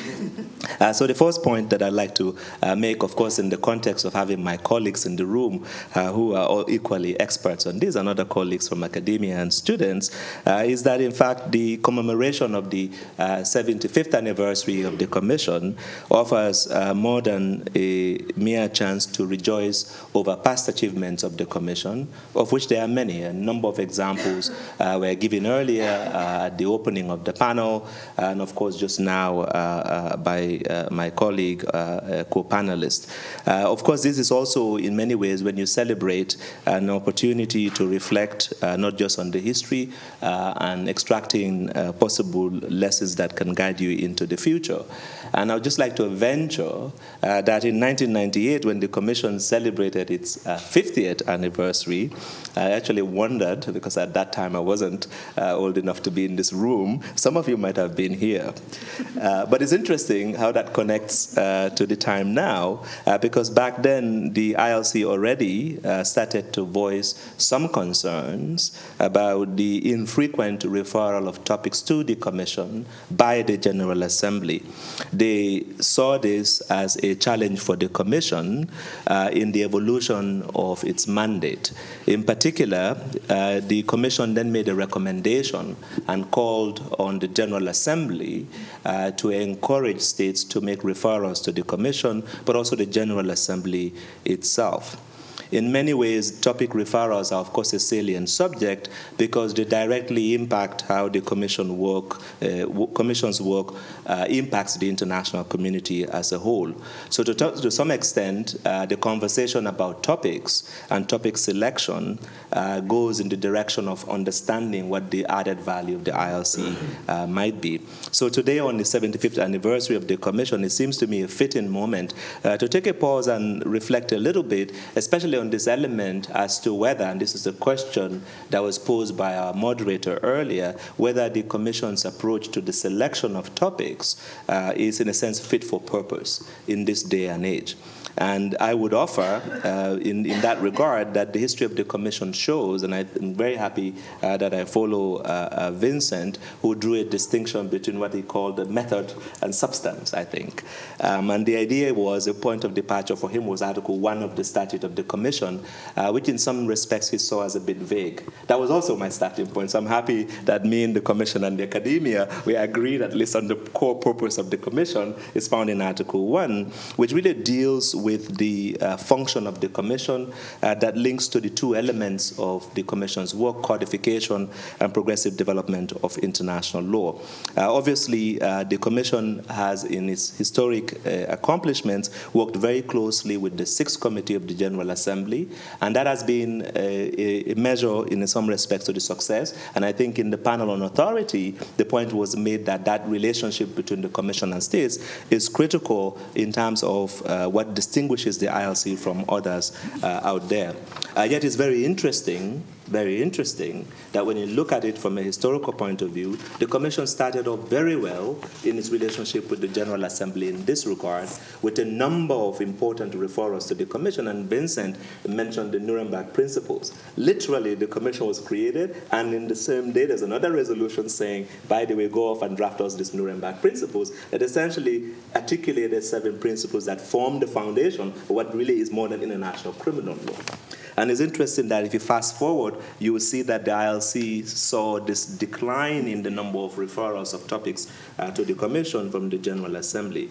So that meant the second alternative, where the Commission itself, in discharge of its mandate under the statute, would basically look at the lay of the land, survey the entire field of international law, and make proposals to states, and take into account the views of states in addressing those topics, became, in a sense, the principal leitmotif of the Commission's work. So the Commission has worked in a number of significant areas driven by the so-called 1947 survey. And there's a nice analytical guide on the website of the Commission that shows the influence of that initial work of the Commission, that work program that basically presages about 75 years of the work of the Commission. So in turning then to the second point that I want to make, it's clear that one could measure the authority of the Commission, as academics often do, from the point of view of the elements of codification and the work that led to some kind of treaty instrument. And I think there's no doubt, not a single doubt among any international lawyers, I don't think anywhere in the globe, that the ILC made a significant contribution. We heard already earlier the law of treaties was mentioned as one of the most important contributions of the Commission, diplomatic and consular relations, specialized fields in the law of the sea, international criminal law, and the list goes on and on and on, because if you think about other areas, the Commission has worked in international environmental law as well, okay, not huge successes in some cases, of course the law of succession and things like that. Yet, that so-called golden era of codification has a little bit changed the dynamic for the Commission, in the sense that states are showing, after the development of international law to a certain degree through codification, interest in softer types of outputs. And so there comes the ILC very nimble on its feet in terms of changing the direction ever so slightly to look at what it could do to add value for states. And now we hear a lot of so-called soft law type instruments coming from the Commission, so conclusions, principles, guidelines, and even model clauses. And it's very interesting that some of those are actually not new in the Commission's work. The arbitral procedure project way back, not so successful, actually had model clauses. But also in our recent project of the Commission on provisional application of treaties, there are model clauses that the Commission was working on, at least examples of possible clauses that could go into a treaty instrument. So my point here and takeaway is that the Commission is being responsive to the needs of states. So directly to that question, its method of selecting topics is impacting what it sees as how it could add value for states in the international community. I will then want to go to my third point, which is to underline that in all of this, whether the ILC receives a referral from states, whether states directly, that hasn't happened much. We saw, of course, the success. I think Madam Manglatanaku, my colleague, mentioned already sea level rise. This was really driven by states. There's a letter from the Federated States of Micronesia. It provoked a big discussion in the Commission, and we have now a topic that has incredible amount of political interest from states across all the regions of the world, to the point that you worry that we might not be able to fulfill the expectations. I mean, the level of excitement on the issue. Yet it's a very difficult issue, where there's perhaps a little bit of law and a lot of policy. but yet the ILC is trying to come into the conversation, naturally provoking and generating some kind of reactions and some new practices. Very symbiotic kind of relationship between the topic of the Commission and the reactions of states. And that then, of course, brings to mind, how then do we go back to the Article 13 mandate of the General Assembly in terms of the Sixth Committee, on the one hand, the political body comprised of the representatives of states, and on the other hand, an International Law Commission comprised of independent experts that work hand in glove with the states while keeping its measured distance. I think that relationship is obviously a sensitive one, but it's also one that needs to be improved. So if you think about challenges for the next 25 years, so when they have the 100th anniversary of the Commission, I think that is an element that the success of the Commission then would perhaps turn to the extent to which it reflected, and the Sixth Committee reflected with the Commission, efforts to improve that relationship. I am about 30 seconds away from the 10 minutes, so let me just say one final point. And I envision, if you might envision with me, when the ILC will celebrate that 100th anniversary, perhaps I would hope that one of the students in this room will be sitting on the podium here. That student, I hope, will probably be talking about different types of challenges for the International Law Commission than the ones that we're discussing today. My impression overall, though, is that the states and the Commission working together are able to accomplish landmark contributions to the field, and at this particular moment of cynicism and skepticism towards international law, that the ILC has a significant role to play. Let me leave it at that because I think I'm at the 10 minutes. Thank you very much.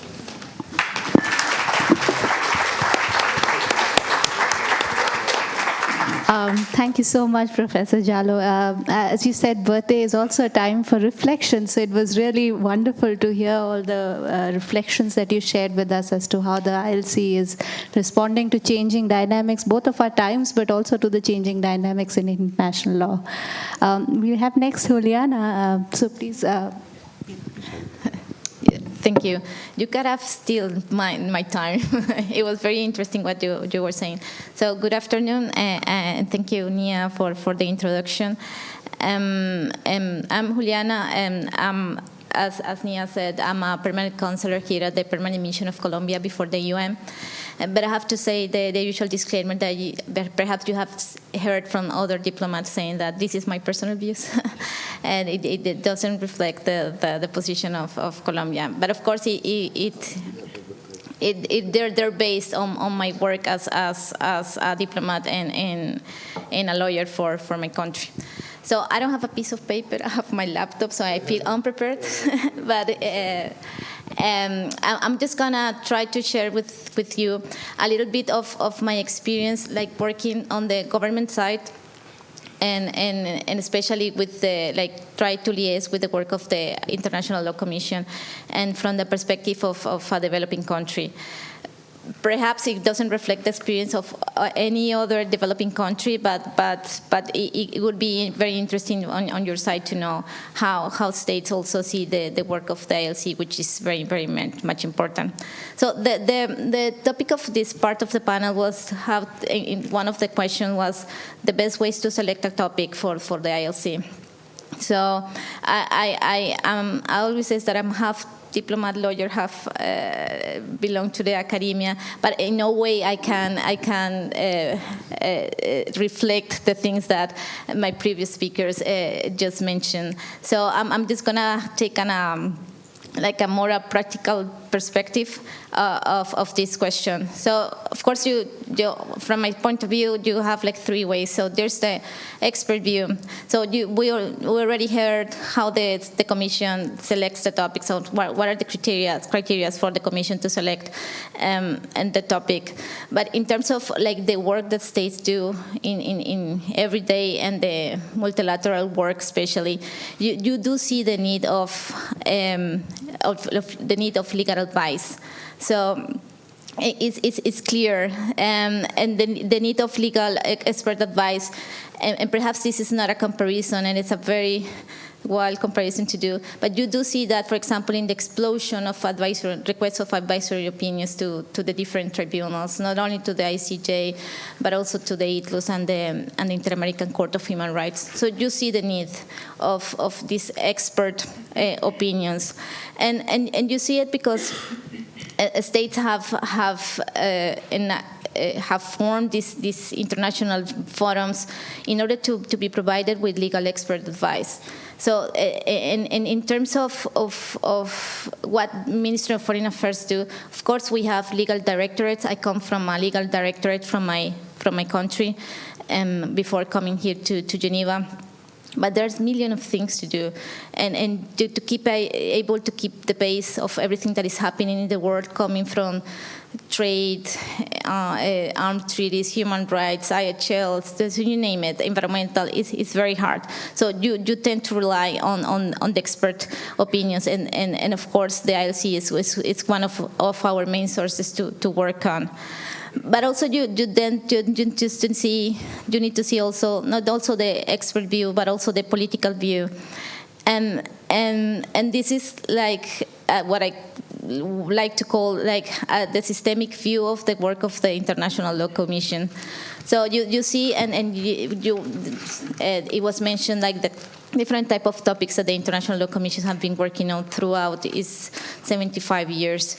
And there are millions of topics, so it ranges from the classic topics of treaty law, diplomatic and consular law, and what you consider the foundations of international law, but also ranging also to new topics. So civil rights, you could be considered as a new topic. But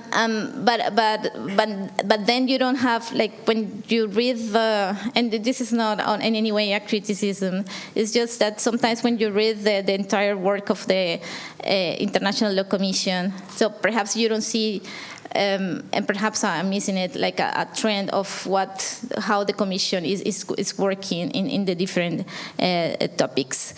And of course, the third way that you can see to select a topic is what you already have in the criteria by the Commission, is the needs view. So what do states need to be studied? What the international community is requiring in terms of legal opinion. So those were my three kind of criteria that could be needed in order to regard what could be the best way to select a topic for the International Law Commission. And then it gets to my second point, because there was a part in the questions that guided this panel, is that the interaction of the ILC with other actors. So, of course, and it was mentioned here too, that there should be an interaction, and that's part of the beauty of the International Commission, the interaction between states and the ILC. And you can see that, and it was mentioned in the first panel, that perhaps there's somehow a disconnection between states and the ILC. And this is not because states do not want to engage with the work of the ILC, but sometimes, and it could be millions of reasons. I'm going to explain the reasons of a developing country. It's just because, as it was said before, lacks of resources. So coming from a Ministry of Foreign Affairs, which has a legal directorate with not so many lawyers, when you see the type of things that the Commission is dealing with, you need to prioritize. How can I say that in English?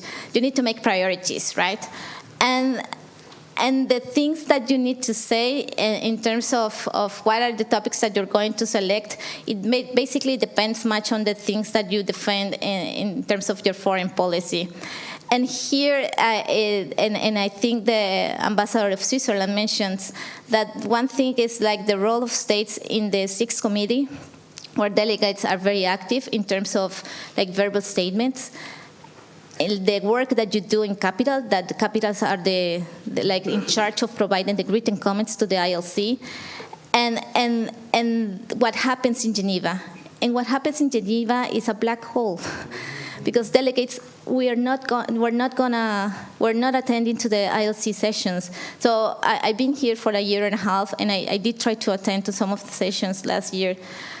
But it's pretty much difficult since Geneva has millions of international organizations, so the work of the ILC gets stuck in terms of whatever is kind of like is happening in WIPO, WTO, WHO, and ILO, which is a sad thing to say. So the interconnection between capitals, Geneva and New York, it's missing. So that's when I say that perhaps the disconnection between states and the ILC, we need to have a better interlinkages there. And the other thing that it would be better, like a better way to interact with state, just perhaps it's just what is happening here in Geneva, because you meet here, I don't know, like 3 months per year. So you are here more than in New York, right? So what happens in terms of New York is, of course, that the Sixth Committee is quite important, and delegates try to explain what it's like, say their statements in terms of what it's doing the Commission. But here is where the work takes place. So I think then we need to realize that something that is happening in Geneva needs to perhaps would be the better connection to the work that it can be done in capitals and also in New York. And I'm not sure how much time I do have. There's a minute left. Okay. Okay, so in terms of the other the other actors that could interact with the ILC, and of course it was mentioned the Institut International, but also there are regional codification bodies. So I see it, and I come from Latin America, and we also have in the American regions the Inter-American Juridical Committee, and the Inter-American Juridical Committee. Unlike the ILC, they're trying to take into their agenda different topics. Like they're very new.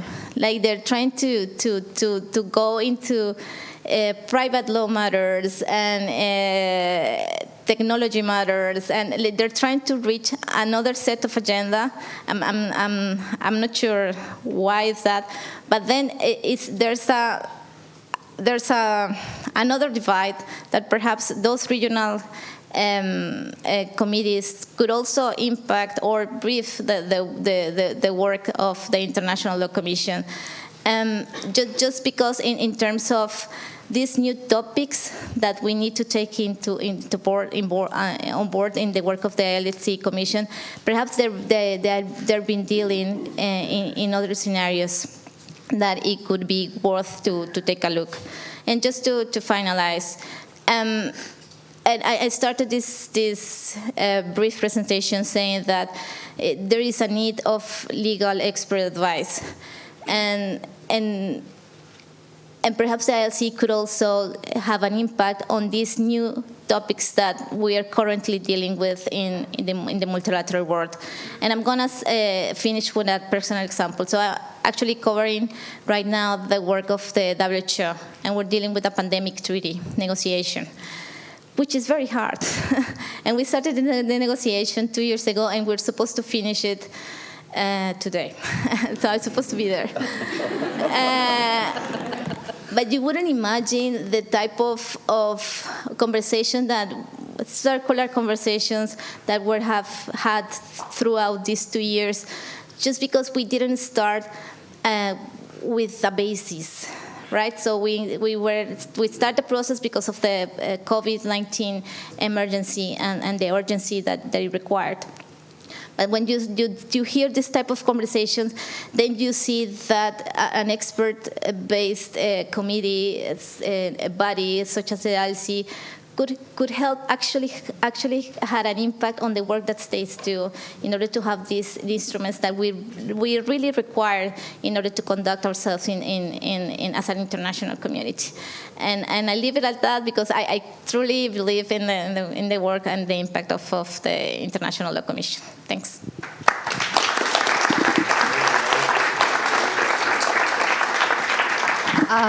Would you like to respond to her? Yeah. Thank you, Juliana. Thank you so much for bringing a very practical perspective from a diplomat's viewpoint to this debate. Professor Jallo, would you like to respond to Juliana? He was very, very eager, so please go ahead. Would that be okay? Yes, So of very course. briefly. Thank you very much. I'm glad that we're on this panel together. So just maybe a couple of small points and that really build on what you're saying is very interesting. The first point about engagement with the Commission and the challenges that states face. So in the backdrop of all of this, of course, there's always a question of resources for states. And I think a lot of permanent missions in New York struggle to keep up just generally, right, with the amount of responsibilities that small delegations have. Sometimes we have the same person covering the 6th committee, which is a legal committee responsible for the ILC, but they also have other committees, the elections officers, they're doing a lot of things for the permanent missions, and yet, from your suggestion, a lot of them will be the ones now responsible for making a statement, and there's a lot of practical challenges. So the question is, what do we do? Because on both sides, there are questions of resources.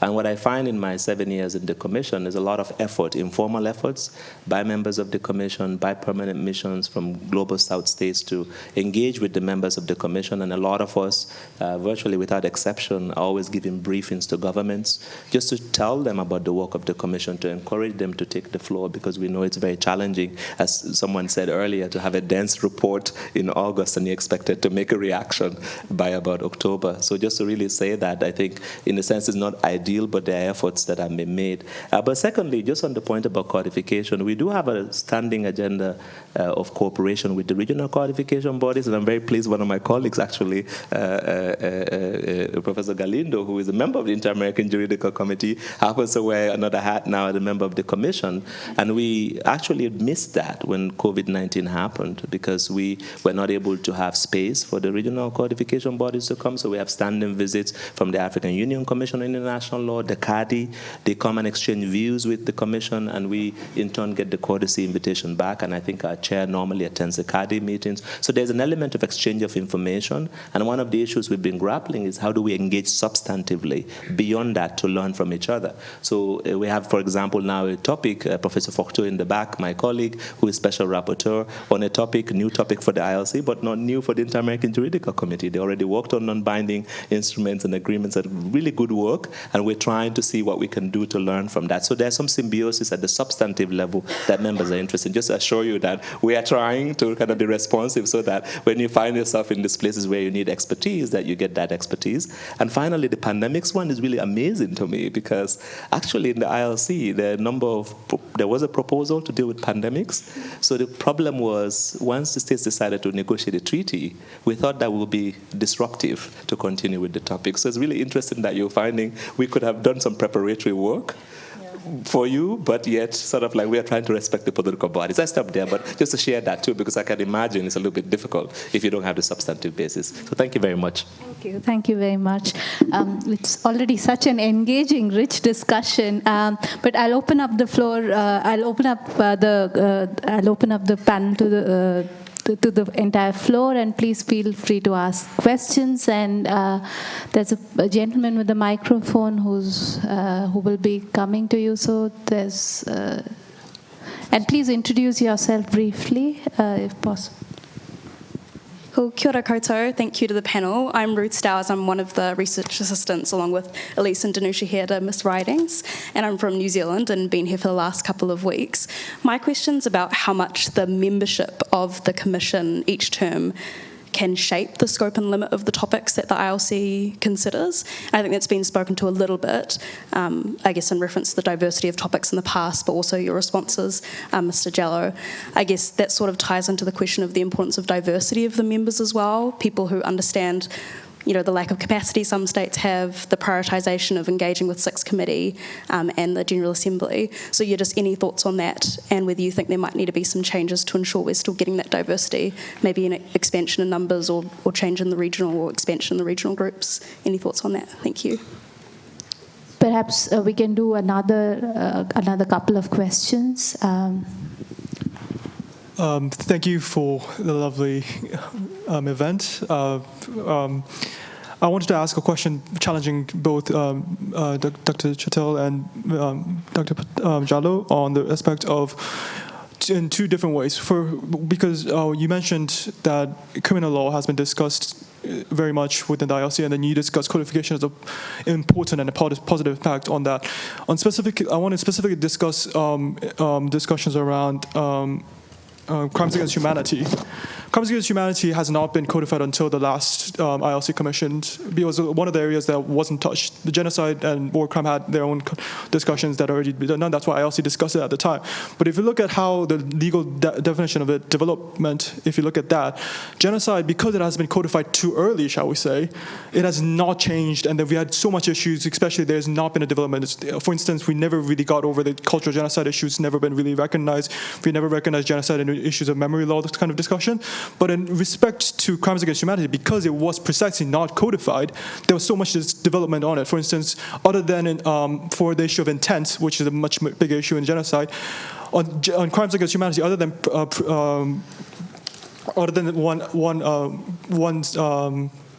persecution, which directly mentions intent as a necessity, every other thing does not require intent anymore to prove crimes against humanity. In that respect, isn't there a balance to leave some things to be developed outside of the scope of the ILC, which codifies it, and after that kind of sticks it down, then we can't develop it that much, other than the ILC itself revisiting the issue, but leaving that to the courts until it develops to a certain extent, and then we discuss it afterwards. Nobody will say, if we discuss crimes against humanity right now, everybody will probably agree it's a good time to do it because we have seen so much positive development that's already been done. But for issues like genocides, I would argue that that's completely the other opposite, isn't it? So on that respect, isn't there a balance to be had? And the idea of codification being always a positive thing is also not really true 100%, isn't it? So thank you. Okay, thank you. Maybe we can take these questions and then do another round of questions. That's okay? My colleague who hasn't gotten a chance to say. Yes. Very interesting questions. I mean, regarding membership, I cannot address. I think this is more for members of the ILC as such. Regarding crime against humanity and codification is not always a positive element as such. Yes, for sure. I mean, obviously, this is not necessarily specific to the Commission, but more specific to law, in the sense that law, by nature, is a process to freezing a social norm into a legal form. So clearly, obviously, law is always late from something. So this is not necessarily specific to codification as such. That being said, it's true that on several topics, we can argue that sometimes this is more regressive development than progressive ones.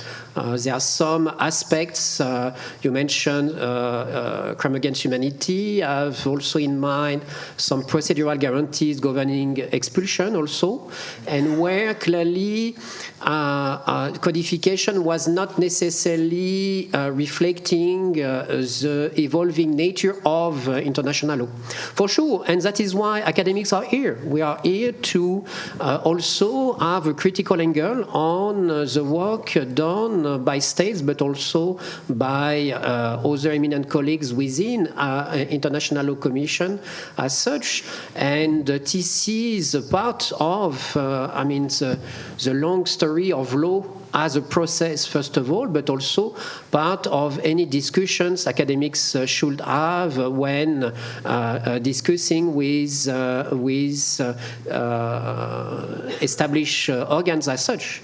No, so yes, of course, and obviously there are a lot to say about many conventions aimed at codifying some key notions of international law, clearly.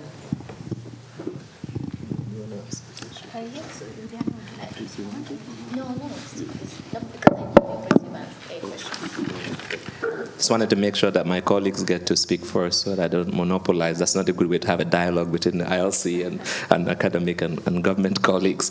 But I'm invited to reflect very quickly on a couple of points. So on the point about diversity, I have to say I hadn't thought of this question before. So I'm glad that you are an assistant in the commission. I look forward to having engagements with you.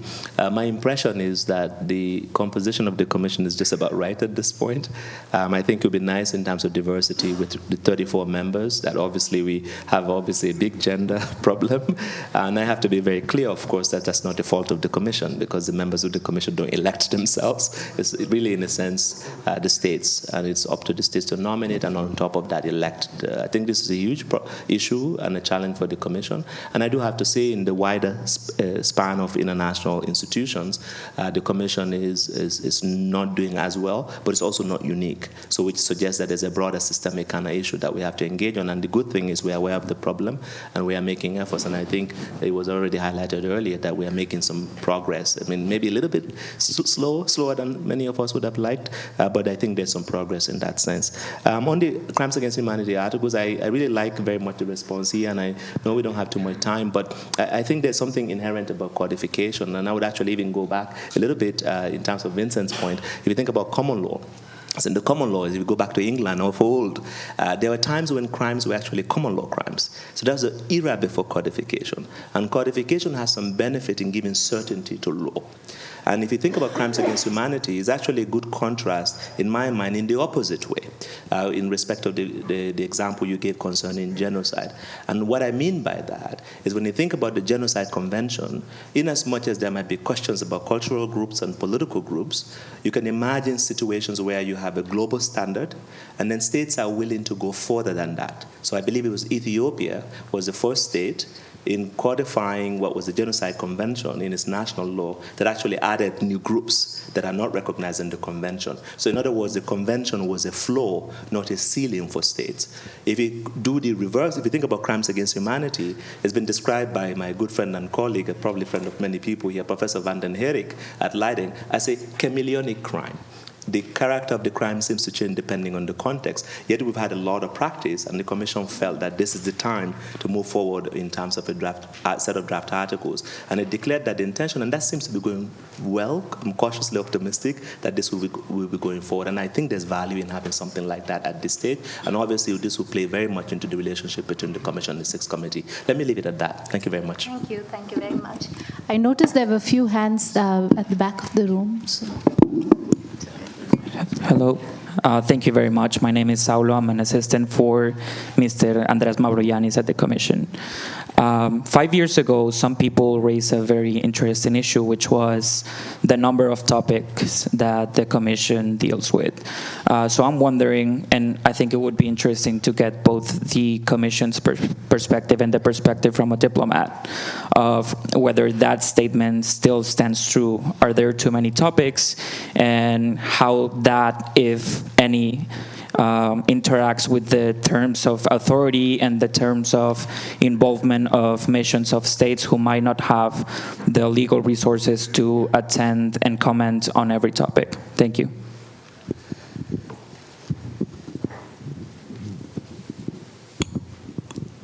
Thank you so much. My name is Lillian Robb, previously an assistant to Professor Jello, currently working on sea level rise with Patricia Gavai-Teles. I had a question relating to the selection of these quite policy-orientated topics as opposed to the more legal law topics of the past. And my question is related to the scope and limits of engaging with kind of policy-related discussions in a legal expert body. And particularly I notice with the both the environment, protection of the environment in armed conflict and also now in sea level rise, the engagement with international organizations to input into the work of the Commission.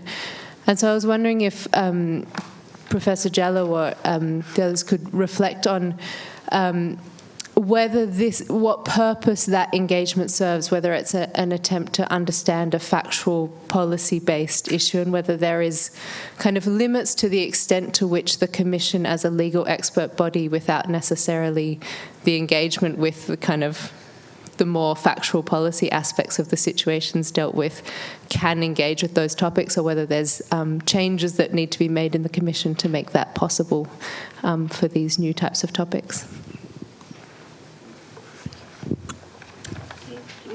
We don't have that much time, so please.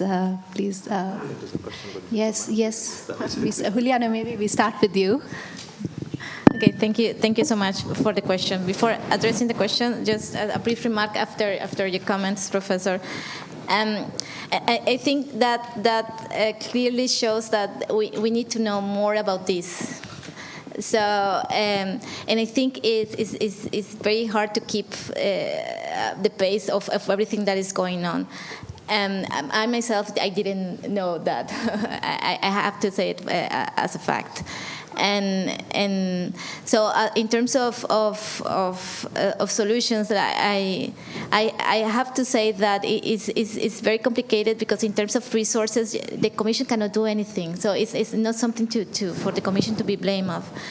And I will connect to the next question, to the question that was posed.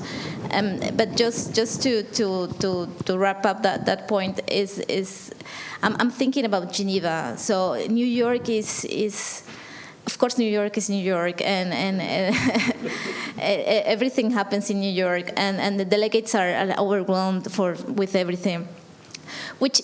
It's the same thing in Geneva. I'm not going to say that it changes the environment, but I'm guessing that being you here 3 months, the engagement would be much easier. But here the delegations are not quite familiar with the work of the ILC, and I have to say that with all the regrets, because everything takes place here in a different, like they have like these agendas of the different international organizations. And the PRs need to be engaged. So in order to have this engagement, that you need to have like this. People need to know that you're here too somehow. And I have this experience because I did a fellowship in the ITLOS in Hamburg, and I was amazed that most of the people in Hamburg didn't know the tribunal. So when I say, what are you doing here? So I'm doing a fellowship at the ITLOS. At the what? So it's part of the engagement with I think with regular people, and then to your government. So thank you for that information. So in terms of your question, yes, like it's hard. Like I was in charge of in the legal directorate. So 3 coordinations, and I was in charge with the interaction between the 6th committee and our capital work. It's when you see the amount of work that the ILC do, which is amazing, then that's the reason why I say you need to make priorities. And then if your priorities are going to be based on the priorities that you have in your foreign policy. And that's the reason why you know that you need to engage with the ILC, and you need to send your comments, and it had to be written comments, because that will show to the international community what are your thoughts about those important issues. Yes, so perhaps less topics. It will be easier for us. So it will help us in terms of engagement with the ILC. But of course, that would be very difficult, because the topics that are my priorities perhaps are not the priorities for the other states. So I think that would be very tricky for the Commission which topics to choose. So I'm guessing that the Commission will have to realize that perhaps silence is not sometimes not like a sign that we don't want to engage, but perhaps it's just that we cannot. Like, of course, there are other states that silence means something else, but just to try to make that difference between which is kind of hard. Like, what do we mean by silence, and the type of engagement that member states are trying to do with the work of the Commission. So I hope that was clear. Thank you so much. Please. Okay, very, very quickly, because I think we're out of time, and I'm happy that we got a lot of questions from colleagues in the back. This is really important, and I think I'm very happy for it because it moves the conversation forward. So just very quickly, just on this point about the Geneva and the information flow, I think that's a really big point, and we have working procedures that always make it clear what's happening inside the ILC as well. So this is one of those situations which is sort of like the Geneva black hole, I think is what you put it, compared to New York, York, where we had a lot of side events with states in New York about the pandemics, and the ILC members have been potentially helpful. But then once the treaty process began, the ILC is a little bit, respectful of the states. It doesn't want to come in to the mix. And I think it's a great question on sort of the balance between topics that are policy-oriented to some extent. I think this is a question that is one for the Commission to reflect on, I have to be honest. I think the enthusiasm of the states, in a sense, put the ILC in the mix. And there is definitely an iterative and generative practice that the ILC is engaging, so we're going to engage with the ILC more, and you have basically the most popular topic that every state wants to speak to. So there's a lot of engagement.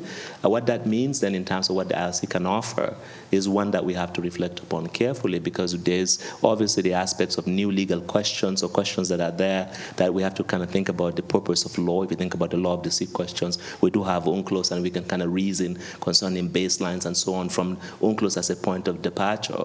But on the other side of that, if you think about all the other three legs of that topic, there are a lot of policy issues. So I think the challenge for the Commission would be to kind of thread the needle and give some good ideas. Hopefully that will be relevant for the states.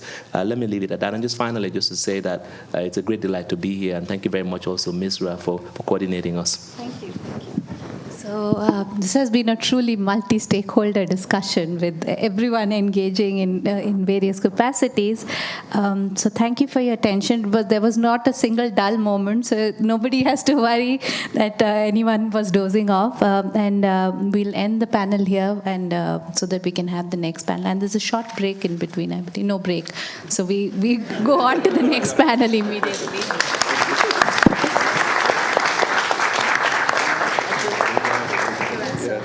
Thank you. It was a pleasure.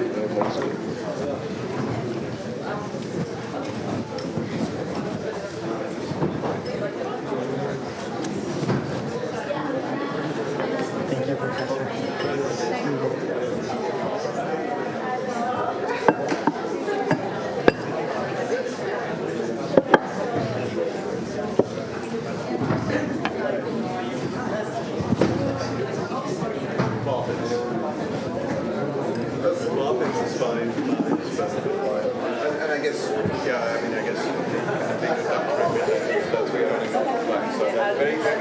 Very happy for that to be a shock. Sorry to be short, but very precisely what I was going. Do you have a preference where I sit? It doesn't really matter. I mean, I guess in the order. And then with you. If you don't mind, I thought it would be better to have you second and then you go. Sure. Okay. Then.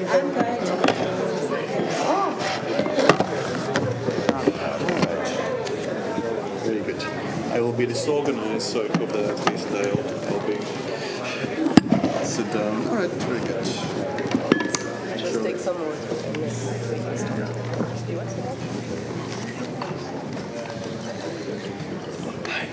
What sequence are we going? You're last.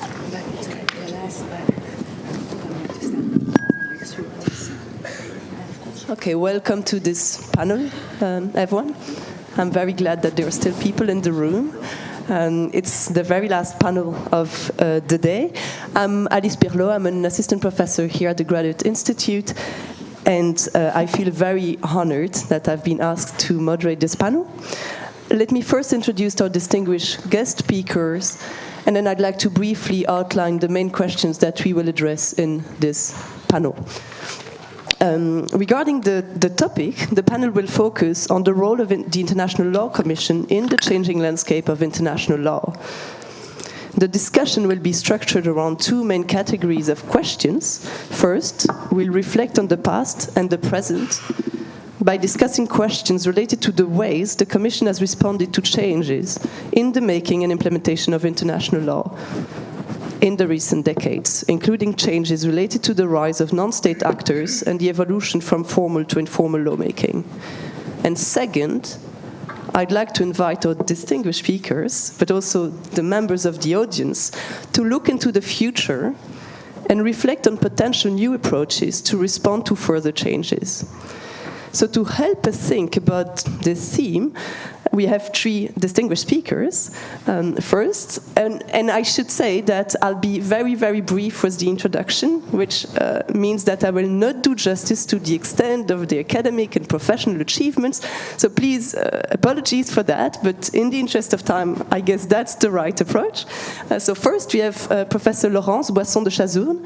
She's been a professor of international law at the University of Geneva since 1999, and she's been and is still a visiting professor in many other universities, including Paris 1, Paris 2, Aix-Marseille, I believe, and some other universities. Second, I'd like to introduce Professor Martin Paparinsky. Since 2023, he is a member of the International Law Commission. He served as the chairperson of the drafting committee, and he currently serves as the first vice chair of the commission. And you're also a professor at UCL in the Faculty of Law. And then we have Professor Krisch, who is a professor here at the Graduate Institute, and he's also the head of the International Law Department that has been mentioned already.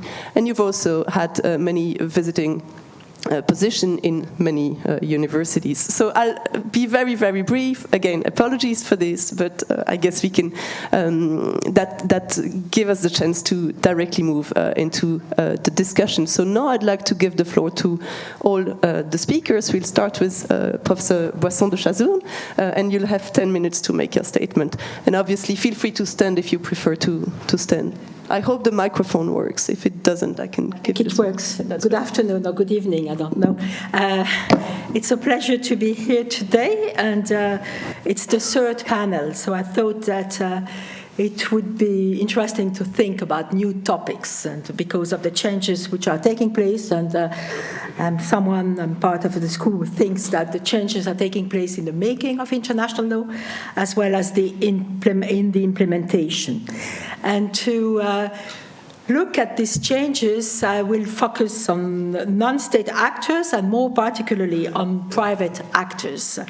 I think that private actors are more and more involved in core issues of international law. And then there are also many different types of relationships which are forged between states and private actors, and especially when we are addressing issues of public goods. So when I speak of the private sector, it's going to cover private companies as well as public companies, and sometimes in the documents of the ILC they're referred to as legal persons. Now, what I think is that the International Law Commission is aware of the involvement of the private sector in the making and implementation of international law, but it seems to me that there is a need to strengthen the awareness of the International Law Commission, and it seems also to me that the private sector I would need a glass. The private sector is more and more in a position of what I call the driver's seat for forging new policies in terms of public goods. So I think that there is a need for the Commission to look at this more carefully. Now, the first point is that the Commission is aware, and it has done so occasionally. Two examples. I'm going to be very brief. The first is in relation to state responsibility. If you think about attribution, Article 5 and 8 of the project on attribution, you see that there are certain acts of private actors which can be attributed to a state. Now, what I think is that if you look at the practice, and more especially at the investment arbitral practice, you see that there is a sort of liberalism in a way of attributing to states a lot of acts which may not be attributable to a state. And it seems to me that this close relationship between the private actors and the states would deserve to be looked again by the Commission. Now, second example where the Commission has addressed the role of the private sector, it's in relation to the draft articles on prevention and punishment of crimes against humanity, draft articles which were adopted in 2019. And if you look at Article 6.8 of the draft articles, you will see that it is said that from a domestic law perspective, states can impose liability upon legal person. And this liability under Article 6.8 include criminal liability. Now, what I think is that there is a need at the international level to think more carefully about this criminal liability of companies, of the private sector actors. I want to refer to the Malabo Protocol, you know about it, the amendment of the Statute of the African Court of Justice and Human Rights, which has not entered into force, but nonetheless, I think it's a sign towards a change. I'd like to remind that France had brought this idea of criminal liability of companies in the course of the negotiation of the Rome Statute, but it was not supported. And we know also that the Special Tribunal for the Lebanon has also involved and considered that two companies could be liable from a criminal perspective. So why do I insist on this? Because I think that there is a need now, there is sufficient practice to think about, shouldn't we move forward with respect to this organizational model? And in this context, preparing this talk, I was thinking, if you think about ecocide, it's becoming more and more important, massive destruction of the environment. I don't think that we can only rest on the criminal liability of the head of a company. Very often it's the company as such which is organized and which is destroying, which can contribute to the destruction of the environment. So why not thinking further about this? Now, second point, and that is, yes, the Commission has been addressing the acts, the activities of the private sectors in some aspects, occasionally, as I've said, but it seems to me that we need to take into account a change in the landscape, in the normative landscape when we speak about sustainable development. And there I'm referring more especially to the SDGs, the Sustainable Development Goals, where we see very clearly that we need partnerships between different types of actors. And it's quite interesting to see that the private sector is called upon to act because of its knowledge, the resources, the expertise, and they are there to complement the offers, the efforts of the others. It's interesting to look at the resolution of the General Assembly of 2015. There is really a call to the private sector to act in certain directions. I do feel that this call is critical because without the money, without private investment, there's not much which can be achieved in a lot of sectors. But what does that mean from an international law perspective? It means that the private sector is going to be involved, and in fact, some of them have taken commitment, but we call them voluntary commitments. And it seems to me that it's good, but we need to question what is the nature of these voluntary commitments from an international law viewpoint, which are the effects that can derive from these commitments. And there, why do I ask this question? Because there is first an issue of effectiveness, which is at stake. These commitments should be fulfilled. There is an issue of trust, and there is an issue of predictability, which is at stake. So why not thinking about different types of practices, and one of them would be looking at a study conducted on unilateral and plural commitments made at the international level by non-state actors, and that could also include a reflection on accountability mechanisms for the private sector at the international level. And lastly, the last point that I'd like to touch upon is the fact that yes, it's difficult to regulate the activities of the private actors because, and I didn't speak about subjectivity because I don't think it's the key issue. We have to go beyond this. Now, there is a topic on the agenda of the International Commission, which is the one of the non-legally binding international instruments, and I'm looking at the special rapporteur, and it's a topic which is open, and the Commission is going to be discussing about the contours of this topic. But it's interesting to see that more and more the states are using these types of instruments for regulating the activities of the private sector. And I think of the Montreux document on private military and security companies, which aims at regulating the activities of these companies in times of armed conflict. Now, there are 50 states which are involved in and it's a big success, I think, from what I've read. The big question for us is that, is the informality the most suitable approach? And why? I think that's a fair question that we should ask ourselves. But then, even if we think that it's a suitable instrument, is there not room for sort of defining a bit more or enlarging a bit more the contours of these non-legally binding international instruments to include also the private sectors, so that we would have instruments which would be able to capture the commitments and the behavior of the private sector for dealing, I would like to remind you, for dealing with public law, public goods issues like water, health, education, and so on, which are crucial, I think. So that is another question, and with these words, I'm going to thank you and to wish a happy birthday, I'm going to say to Mrs. Commission. Thank you.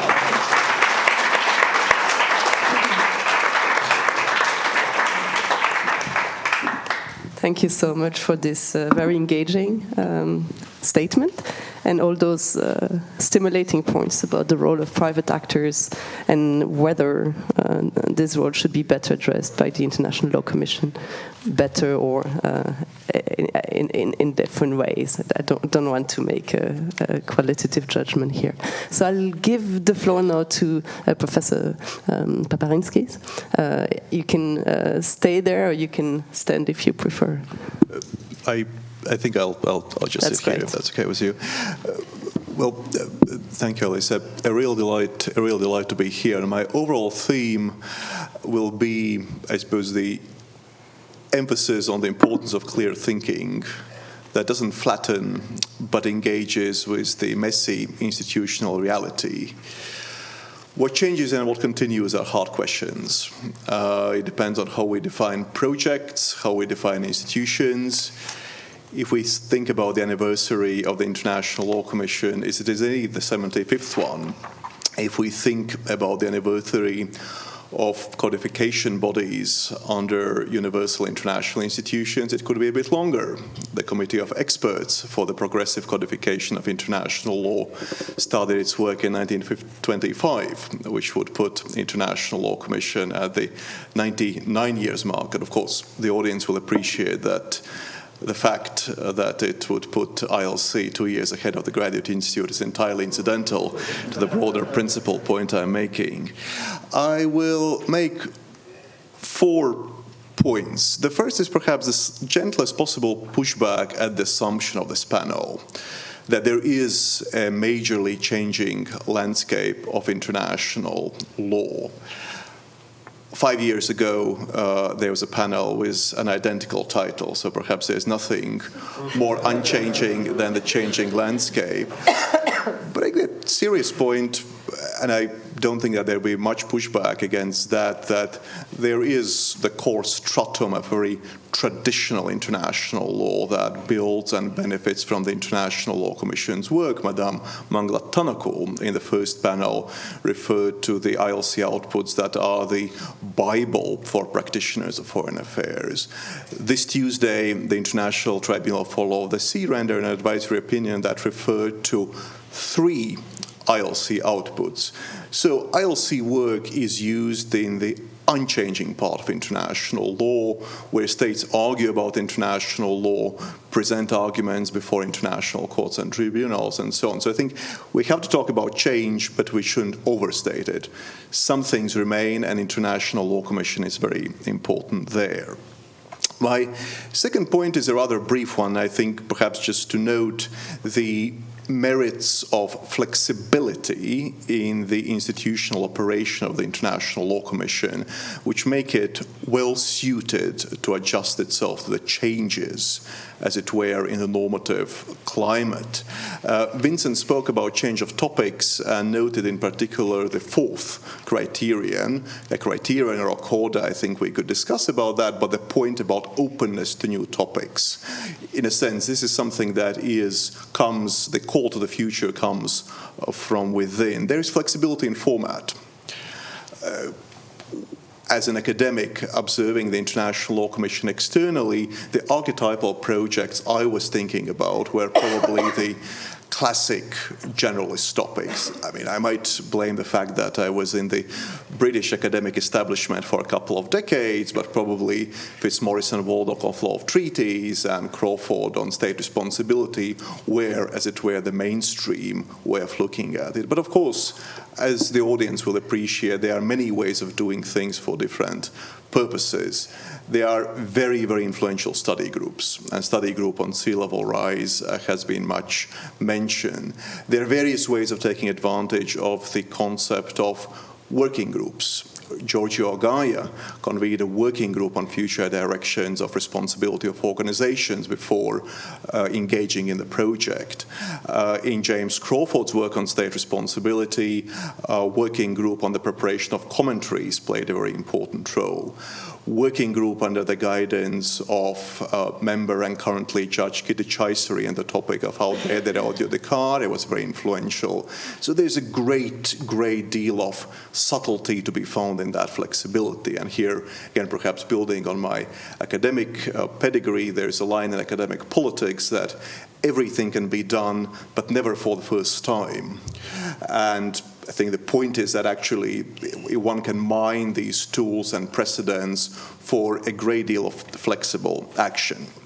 So let me move now to my third point. And I think it's important when we think about change and continuity to situate International Law Commission within the broader setting. So it is, as Mr. Vázquez-Bermúdez said in his introductory remarks, plainly part of the institutional architecture of the international legal order. ILC does not float in outer space.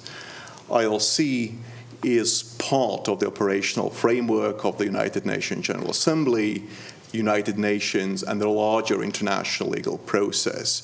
So I think that is a helpful way of thinking about these issues. International law will have different needs at different points. There will be different challenges and different levels of saturation.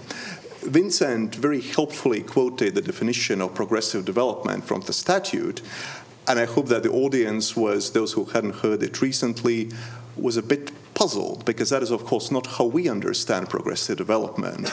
In the statute, progressive development is giving it for states so that they can adopt it in the treaty setting. So that is, in a sense, put states in the driver's seat. We think of progressive development rather as International Law Commission moving beyond codification of customary international law. It is understood by us all as simply a reflection of the changing assumptions of the saturation, so to speak, of the international legal order with norms, a point that Jus Paulin and colleagues have made some time ago. So we have to take that into account. So what sort of things one might suppose to come to the International Law Commission? Well, I think there should be legal topics or predominantly legal topics. Fernando said in the first panel that it is a committee of jurists that International Law Commission conceives themselves as to be, and that is sensible. That is what the statute says. That is what states in the General Assembly are looking for.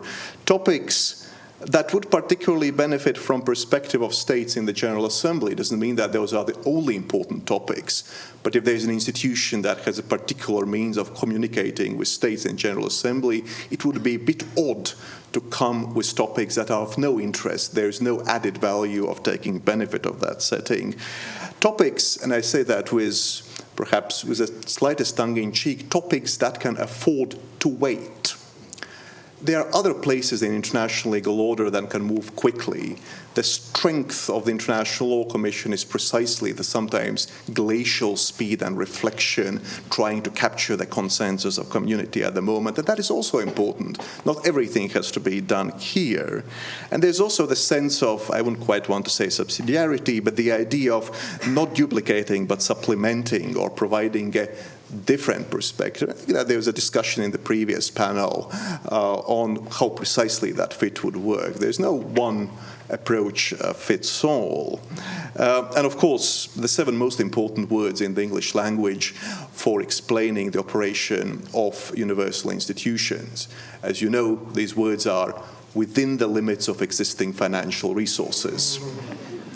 I simply make that as a descriptive point, but I think that that is also something that has to be taken into account in thinking about excessive creativity.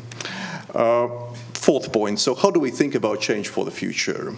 And here I want to leave you with 4 points. One is future of working methods. I simply note that the International Law Commission has a working group in this quinquennium under the chairmanship of Mr. Jallow. So there are interesting things to be followed in the reports in the following years. The secondly is the future of relationship with the Sixth Committee and the General Assembly. And again, I simply note that the Sixth Committee has not been extraordinarily active in the last couple of decades on the International Law Commission's outputs, but currently it is engaging with the substance of two outputs on crimes against humanity and protection of persons in the event of disasters. And that's, again, I let you draw the normative conclusions yourself, but that I think seems to me a descriptively relevant point. How do we think about what can happen? And colleagues have touched upon many of these things. So there are importantly unchanging aspects in current work, instruments that practitioners are extraordinarily interested in, and Mr. Fortol's topic is certainly one of those. We have a combination of very traditional generalist topics. That is a traditional strength of the International Law Commission, sources, dispute settlement, as well as specialist topics, piracy, immunities, that messiness and having a toy for every child, so to speak, in the toy shop of international legal architecture is an important characteristic. Not everybody should like everything, but everybody should have at least one thing on the shop that they like. There are some foundational issues. Mr. Vázquez-Bermúdez spoke of international law of shared values, and draft conclusions of Hughes Coggins, I think, fit in that category. There are new types of topics, asking questions from a new angle, so sea level rise, a factual phenomenon that shines a light on very classic established topics like statehood and law of the sea. Varied fit within the institutional context, so guidelines on the protection of atmosphere, for example, having an interesting relationship with the Sixth Committee, as you can see from the comments, and an instrument that was given quite some weight by the International Tribunal for Law of the Sea earlier this week. So these are things that sometimes play out over a long period of time. So let me, in the last 30 seconds or so, refer to another old chap that was being discussed just here a couple of weeks ago, Institute. And there's a degree of overlap in some of the themes that Institute and the Commission have looked at recently. So we have subsidiary means. Institute had the Angers resolution on precedents. Institute and ILC have both looked at piracy, and there is state succession. So simply noting for your reflection some of the topics that Institute is looking right now. Cyber activities, pandemics and intellectual property rights, social justice, default of states, conferences of parties. And I think it's worth thinking through your initial reactions of why these things would or would not be fitting, as well as the bigger politics and normative assumptions. With that slightly cryptic observation, I will leave you. Thank you so much.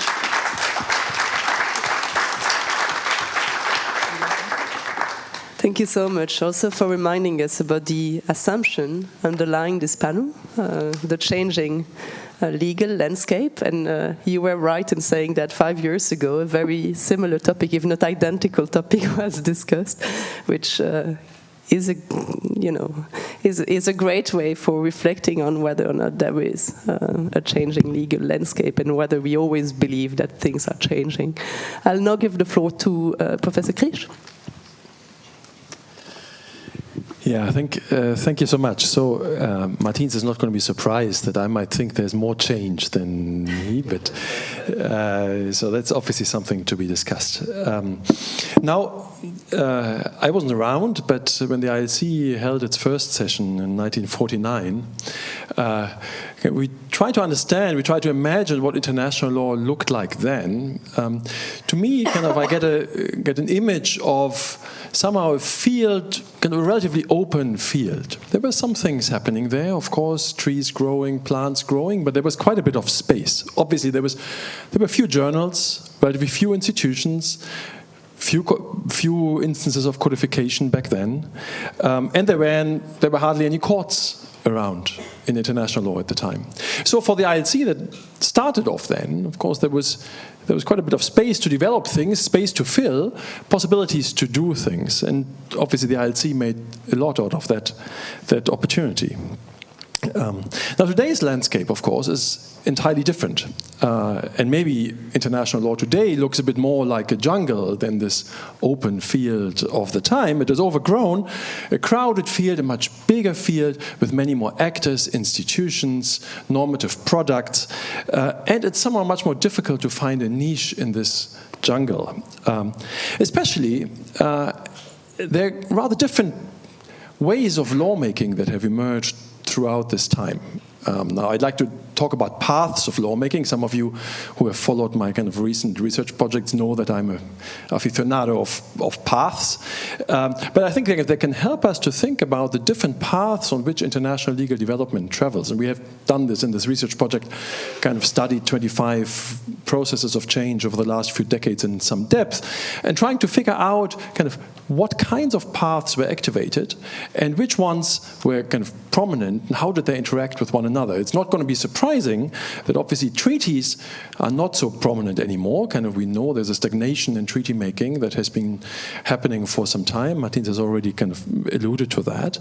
And most of the processes that take place on other paths and often crisscrossing paths in which expert groups and courts and multilateral bodies and international organizations, bureaucracies somehow come together and kind of produce new outputs, not necessarily in the kind of graspable way in which we thought about conventions and treaties, but rather kind of in a gradual process of many steps. Now, the ILC, of course, is frequently in this kind of broader kind of landscape of lawmakers, and in many ways in these lawmaking processes, kind of the ILC, like many other actors, make use of the fact that states may not be so active in many of those processes, or may often be somewhat on the sidelines. So the silence of states that we heard about before, or the disagreement of states, of course, leaves space for those other paths to work and sometimes work effectively. Now, clearly, the ILC has adapted to this new world, right? A world in which treaties are not the central way in which kind of new law is being brought about, and the turn to conclusions and draft articles and the like is a reflection of that. It's somehow, if you come at it with an ecological metaphor, right? It's a kind of an evolutionary adaptation, you can say, kind of in which the ILC kind of makes sense of the environment in which it is it's operating and kind of adapts its outputs precisely to this. And that is indeed kind of, as Charles Jallow has just kind of said, it was nimble, kind of doing that. Now, I think one thing that is often overlooked in this shift is that there is a significant change in the audiences we're talking about. Now, most of the discussions we've had kind of on the panels today have often focused on states and the Sixth Committee as audiences. And of course, kind of that's still a very important part of the overall picture. But there's another set of audiences, and what Martins just said kind of very much kind of fits into that picture, right? It is courts that take up the work of the ILC, not necessarily by way of state acceptance, but rather directly to say, well, yeah, so the ILC has found that, now kind of let's use it in a judgment. Other expert bodies obviously kind of come in here, private actors, litigants, civil society organizations that draw upon outputs of different international institutions, but also, of course, the ILC. Domestic courts are not to be forgotten here. So, in a sense, by linking up with those kinds of audiences, the ILC has been able to enhance its reach well beyond what it would have been able to achieve had it just looked at the Sixth Committee and the states. Now, of course, there's one question in this kind of jungle of international law, is kind of how do you distinguish yourself? And clearly, there's been an important strand of thinking, has come up before, right? That one distinctive feature is, of course, the close interaction with states through the Sixth Committee through other ways. Although we've also heard, well, that states remain silent quite a bit of the time, or many states remain silent. So I think one has to put that somewhat into perspective. But clearly, that's important. I think an important element is also in the particularity of the authority of the institution, we've heard this in the first panel to some extent, is the particular composition, which is a composition that, of course, is determined to an extent by states, kind of through elections, that brings together academics and diplomats, not just one or the other, but brings people from different sources together, so that the type of expertise that is assembled here is one that is rather distinct from maybe other bodies that we find, like the Institut or kind of activist organizations. Clearly, though, I think the output kind of matters most, and kind of what actors can do with it, whether it actually resonates with actors, with the particular audiences that you try to reach. Now, I've lost here kind of my time counter. It just went off, but I think I have a few minutes left, right? Now, in those few minutes, I just wanted to talk about another aspect maybe of the changing landscape that we're talking about. Because today, of course, in a sense, of course, it's like 5 years ago the landscape changed, 20 years ago the landscape changed. But I think today we have a rather different sense of where we are in the international order than we were 10, 15, 20 years ago. And that, of course, has to do much with changing geopolitics, with what you can call a sort of post-hegemonic world, a more multipolar world, a world with certainly kind of the weights have shifted in the diplomatic realm. Now, in some ways, that again is not so different maybe from what it was in the beginning of the ILC, in the early Cold War, you can say, kind of the first years of the Commission were kind of dominated by friction and disagreement among states in the incipient Cold War. And there were very intense debates at the time about what the Commission could do in a context of radical disagreement of a fractured international society, you could say. And interestingly, Sir Hirsch Lauterpacht kind of was one of the ones, and we always think of him as a kind of sort of very ambitious imaginer of new international law in so many ways, but he was very cautious about what the Commission could do in these circumstances. Kind of he counseled why that actually kind of not so much could be done. Studies could be prepared, in which the Commission could lay out somehow the disagreement, but not really that much more.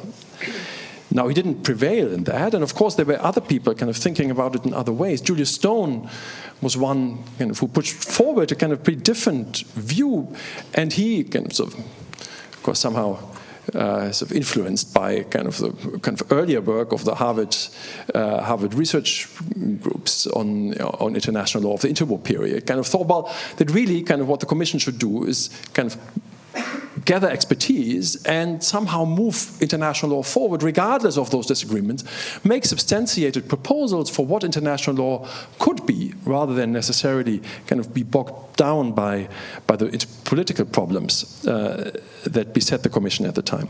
Now, today we're fraught with kind of new major disagreements, but the situation in which the Commission finds itself now is still relatively different, and that's precisely because of the jungle of international law that it finds itself in, kind of the deep, densely populated area of international law. And I think in this context, so maybe Lauterpacht is not really kind of the guide, Stone maybe not directly either, but maybe we should take a leaf out of the work of Stone, the thinking of Stone about the role of the Commission, because there's a clear risk today that states may be too heavily disagreeing about things to really kind of move things significantly forward.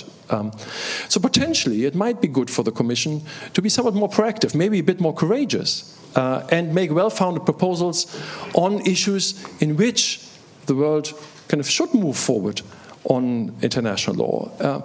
And linking up again with pronouncements in so many different sites, kind of stimulate engagement around where international law could move. Now, obviously, that has to be truly global these days. It can't be just kind of Western or Northern or anything of the sort, but the Commission is particularly well prepared to do that.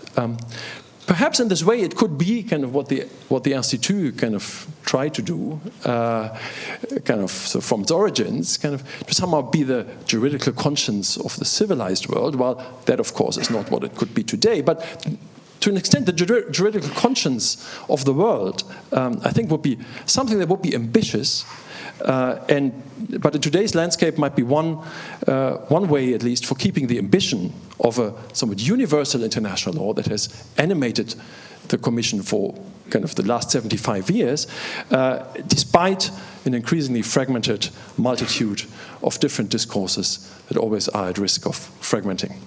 Thank you.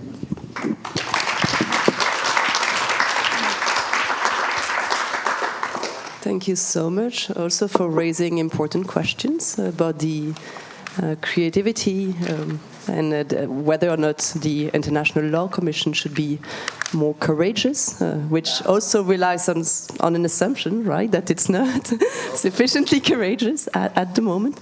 I'd like to ask the panelists whether they'd like to react on what has just been said. And if not, I'll open the floor for questions. So I see two hands. The microphone will get to you. So I'll take just two hands for now. I'll take those two questions and then we'll go back to the panelists. Perfect. Could you just introduce yourself? Sure. Mario, I'm assistant professor Nessie at the International Law Commission. I'm actually also a former graduate from the institute, so I'm back home actually.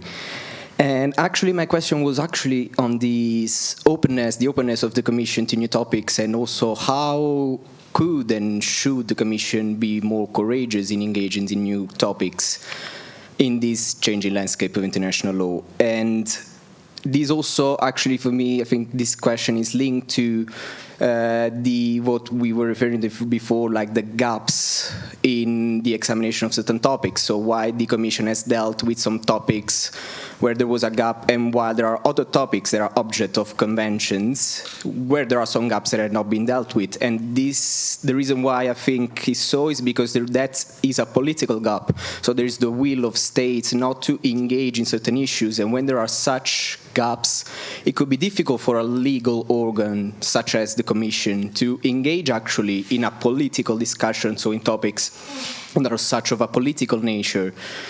Also because we need to think that the Commission has to deal with another UN organ, that is the Sixth Committee, that is composed of states, and has to take this in a certain sense into account when also planning what kind of topics to deal with and how open it could be actually to new topics. Therefore, I think the openness is strictly linked on political balances. Also, how courageous and how could and should the IRC be courageous in being open to new topics is also linked strictly to political balances. Is dealing now, the Commission, to a strongly political topic that is still ever rise, but is also related to the will of states to refer this topic to the Commission in a certain sense, like to ask the Commission to intervene on these topics. So I wanted actually to ask in this sense, how the Commission, first thing, should deal with such political topics, so like topics that have these political elements, and also what could be the influence of the Commission in engaging in discussion with states within the Sixth Committee to make their position more open for the Commission to deal with more political topics. Thank you. Thank you. As if you could pass the microphone. Yeah, great. Thank you. My name's Ash. I am a doctoral student at the Graduate Institute and a teaching assistant at the Geneva Academy. Thank you for a fascinating panel. It instantly touches my PhD, so it's really very helpful in that sense. I have a question that I think goes to what everyone on the panel has said. From Professor de Chazon on private actors in lawmaking, so more broadly looking at how non-state actors might be involved in the creation of law. Professor Poprinski, from what you mentioned as well about both clear thinking that engages with messy half realities and also that the ILC is not floating off on its own, it's very much part of a system. And also from you, Professor Krish, I think this will make it very obvious what I'm asking, but you mentioned IO bureaucracies and the effect that they have on international law's creation.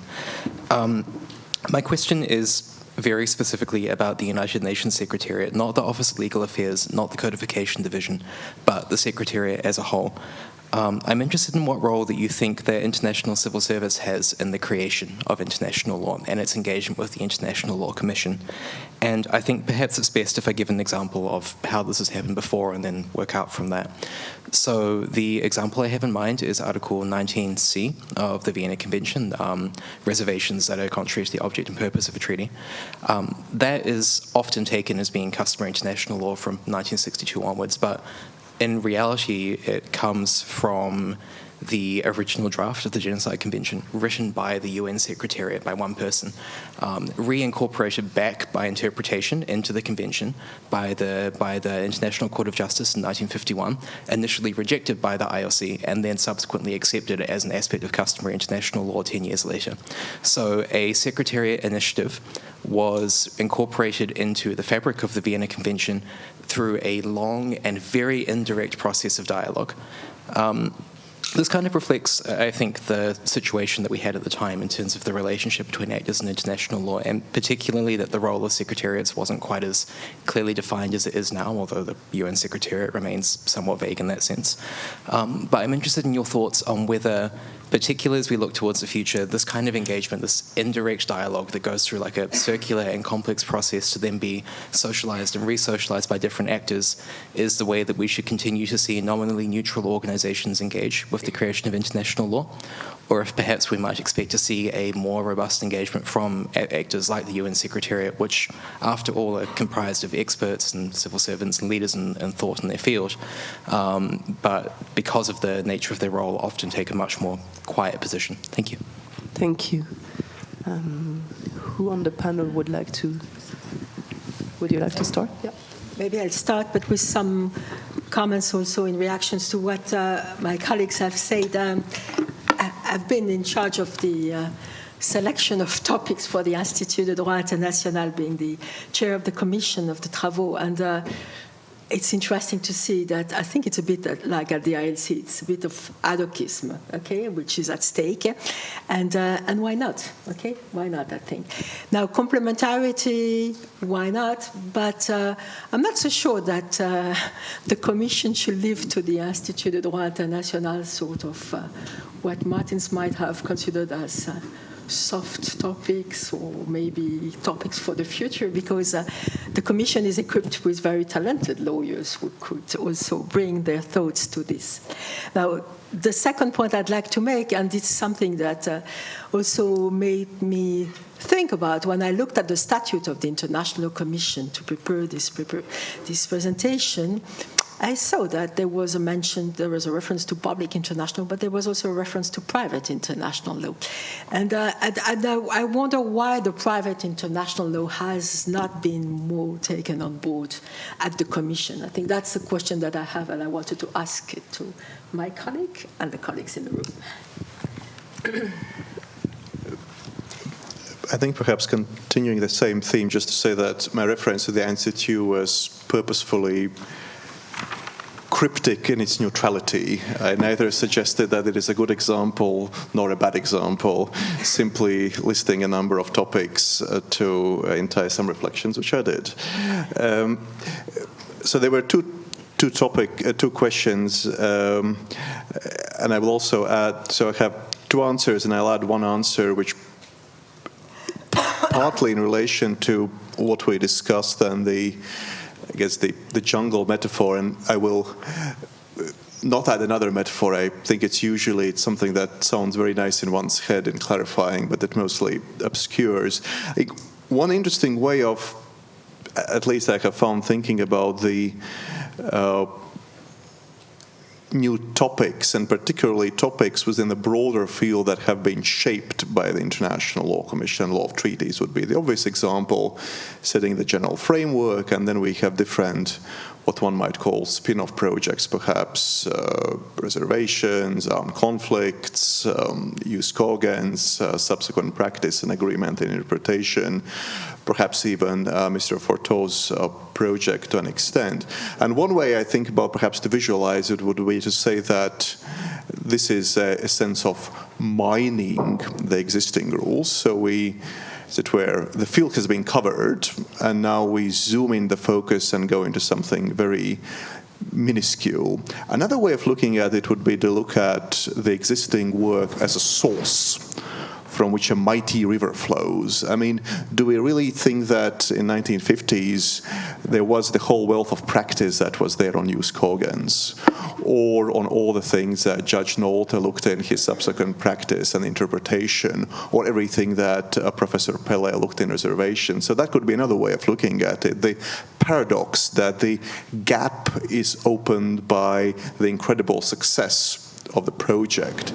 So it is not the case that everything has been covered, it's that every success opens up a new gap and a new project, and that might be another way of perhaps thinking of sort of not thinking as a whatever might be a metaphor of filling through the coloring page where nothing is left. When you finish a page, you turn the next page. The hard question about politics and law, one might evade, I suppose, with the not Hirsch-Lauter pact, but ultimately it does strike me that for so perhaps going back to the initial points that I was saying rather pragmatically, to understand what purposes a tool might have, we have a look at its characteristics. It doesn't mean that lawyers are best in doing certain things, but if they are selected by a certain institution and put in a certain institutional setting, the function should be identified with an eye to that. And it seems to me that in all of these settings, it is not the political or apolitical, it is the ability of ask a question in terms that would be comprehensible to international lawyers and that are capable of being answered and benefited from being answered in this setting that matters. So at least I would view sea level rise in those terms. These are questions that are asked in a lawyerly manner. It doesn't mean that they are the most important questions. Doesn't mean that other questions could not have been asked, but they are asked in a way that fit the institutional fabric very well. The second question was an excellent one, and I have to say I thought it was going elsewhere. I thought that you were going to hit us with a question about the role of depositories in framing our understanding of reservations. I think in the way how you put it, my initial inclination would be to say that, as it were, the original twinkle in the eye is less important than the fact that it has been subject to evaluation by the relevant bodies, by the International Court, by the International Law Commission, by the Sixth Committee, by the broader institutional fabric of various actors that buy into it. So it might have been an ingenious member of Secretariat or a page found on a passing train. What matters is that it has been accepted through the normal processes of international law. So in that sense, a rather orthodox answer seems to me perfectly satisfactory here. Yeah, thanks. Really interesting questions. Thanks to both of you. The political balances, I think it depends very much on how you think about who you want to reach with your products, how much of a balance you have to strike for what kind of thing. Clearly, if you want to draft a convention, you need to get states on board in order to have a chance of it being negotiated in a positive way. If you publish conclusions or draft articles, the calculus is somewhat different. Right? It doesn't mean that you don't want to consider political elements, because they are obviously important, because otherwise you might not generate take-up, or you might generate too much backlash and it will leave what you do without much purpose. But you're going to approach the topic potentially in a different way. It might also be that you can leave it at a somewhat higher level of abstraction sometimes to say, well, we want to agree on principles. We want to set out some principles in a particular area. And you might be courageous on that, even if you might not be able to agree on every detail in practice. Right? So my sense is the social justice topic of the Institut is interesting in that sense, is that it's pretty unlikely that you're going to get to very concrete prescriptions about what ought to be done, but you might get to really interesting questions of what would it imply really, what could we agree upon in this sort of global group of people, of what could social justice potentially mean, right? I could think of other topics potentially, but so there's obviously quite a bit of space here in terms of the audiences and the processes, and I think that fits in quite nicely with Ash's point about the circular or sort of winding processes kind of by which international law is made. I think kind of much of what I've been trying to say, right, I mean, it goes into this direction, right? I think it's often not so clear kind of the international law is not really kind of a planned process. You can say, well, sort of you have an idea and there it goes, right? It's kind of a process of back and forth where different actors kind of manage to generate uptake by others, momentum, and often kind of you go through actors that maybe are kind of better suited to take up your positions, right? So if you have a human rights project, you might not first go to the General Assembly, but you go to some human rights bodies to take it up. And then kind of over time, it might consolidate to such an extent that it will be taken up by the General Assembly eventually, or kind of by other bodies, and will be seen as international law, right? The right to a healthy environment. It's not something that we really kind of expected to be taken up in the way it was.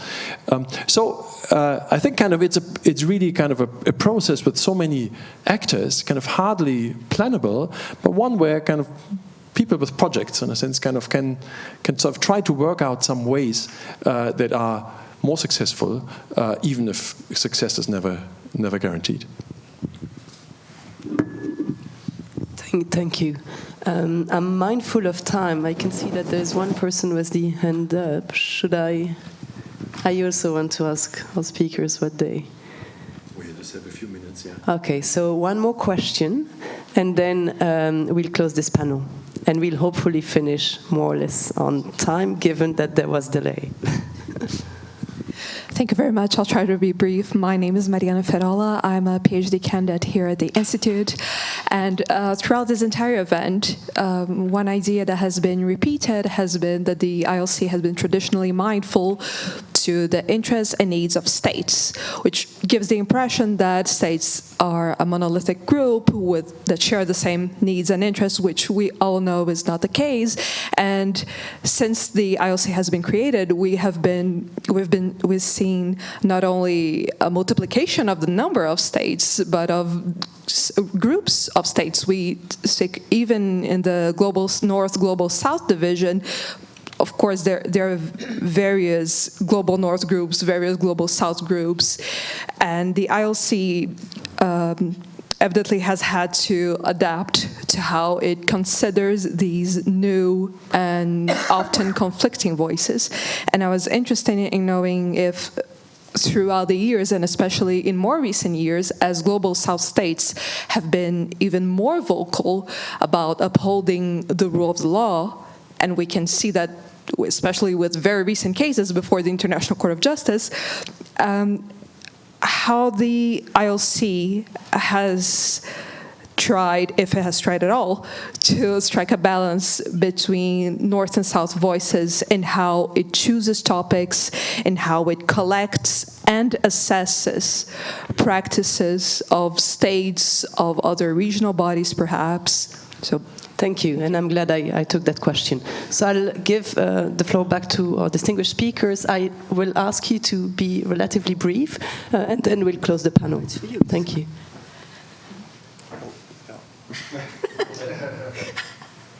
You can also. I suggest you all say a few words as a way of concluding the panel, but also answering the question. So I guess if all of you get the chance to speak for a couple of seconds. Thanks. No, but I think that the question which was addressed was also highlighted in the first panel. This legitimacy issue is at stake, I think. But now when you look at the topics, to be fair to the Commission, I think they are quite universal in their interest and ambit, and there is space for more. I think that's. I personally think that there are certain issues in relation to sovereignty that should be covered by the Commission, which are not sufficiently covered, and that could be one way of dealing with these aspects or concerns of the South. I agree, and I think, I'm sorry for being so boring and procedural, but I think some of the aspects in the makeup and operation of the International Law Commission make it particularly well equipped for working with an eye to these considerations. So, for example, that unlike the International Court of Justice, the regional division lines are strict. So it means that no matter how the votes fall in the General Assembly, there will be representations from all regions. And that strikes me as important, a particular strength for providing a genuinely universal perspective. It is, as a matter of electoral rules, impossible for one group to dominate more than its numbers. And of course, numbers and influence on particular issues are different points, but that is an important starting proposition, it seems to me. The work and translation of all the materials, distribution in all six United Nations languages, the three working languages. So those of you who have followed the plenary sessions will know that there are routine interventions in three languages, quite often interventions on particular points in 6 languages. The geographical spread and professional diversity to which Madame Anglatanokoul spoke, I think, highlighted very nicely, particularly the broad professional background of academics and practitioners from various regions is particularly well designed for these things who naturally come to the institution. Of course, what is being done with it is a different matter, but I think that those simply the procedural starting assumptions make, in this imperfect world, ILC the least imperfect place to be capable of generating and suggesting genuinely universal rules. Now, that might be perhaps of a sort of somewhat optimistic normatively claim, so I sort of circle back to the point that it's a least imperfect place, but it also makes it the most perfect place. We should end on that optimistic note, I think, so rather than have me here now kind of throw some salt into the water. Thanks. I think it's a really important question, and I think it's going to be a major challenge for the Commission going forward, because of course traditionally, kind of despite the numbers, of course, I think kind of it has often been perceived as a somewhat Western Northern dominated body, and you could see this in the selection of special rapporteurs to some extent, and kind of one could trace that kind of in some more detail than I'm able to do. There obviously changes afoot in that, but and they're going to reflect quite a bit so the changing mood in the international society.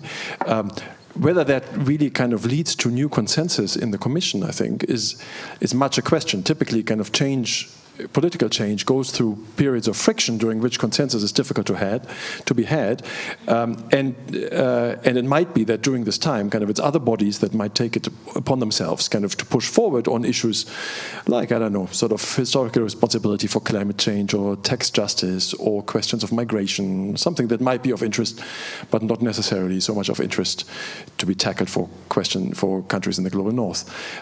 So I think kind of there's obviously a limitation in the setup of the Commission, but the space of consensus, of course, is one that can also be shifted, right? And it's quite likely, I think, that in the years to come we'll see that there's going to be new space opening up, and I very much hope that the Commission will take up the opportunity to do this. Thank you. Thanks to all of you once again, and I think that's the way for ending with a positive note. So we'll close this panel here, and I'll now leave the space for the concluding remarks. So thanks again, everyone.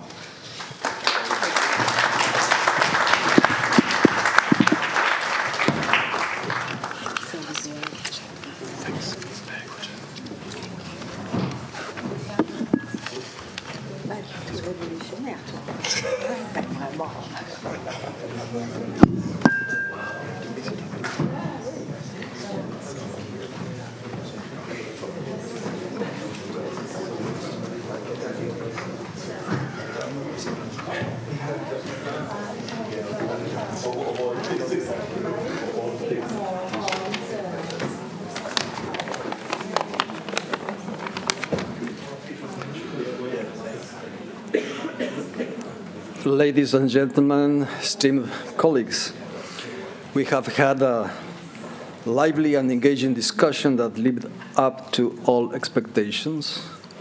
In the 75 years since its establishment, the Commission has worked diligently towards the progressive development of international law and its codification to contribute to securing a world firmly anchored in the rule of law in international relations. As we have heard today, the Commission faces many challenges and continuously needs to adapt.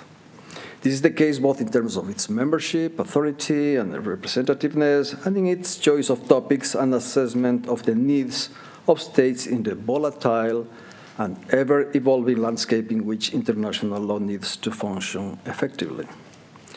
The current quinquennium has seen a significant influx of new members, 18 in total, who therefore form a majority in the Commission's composition. With this new membership has come a wealth of fresh ideas and proposals for new topics that are currently under discussion within the Commission's working group on the long-term program of work, which I have the honor to chair. This gives me cause for confidence in the ability of the Commission to continue to adapt to new circumstances and to meet the needs of states.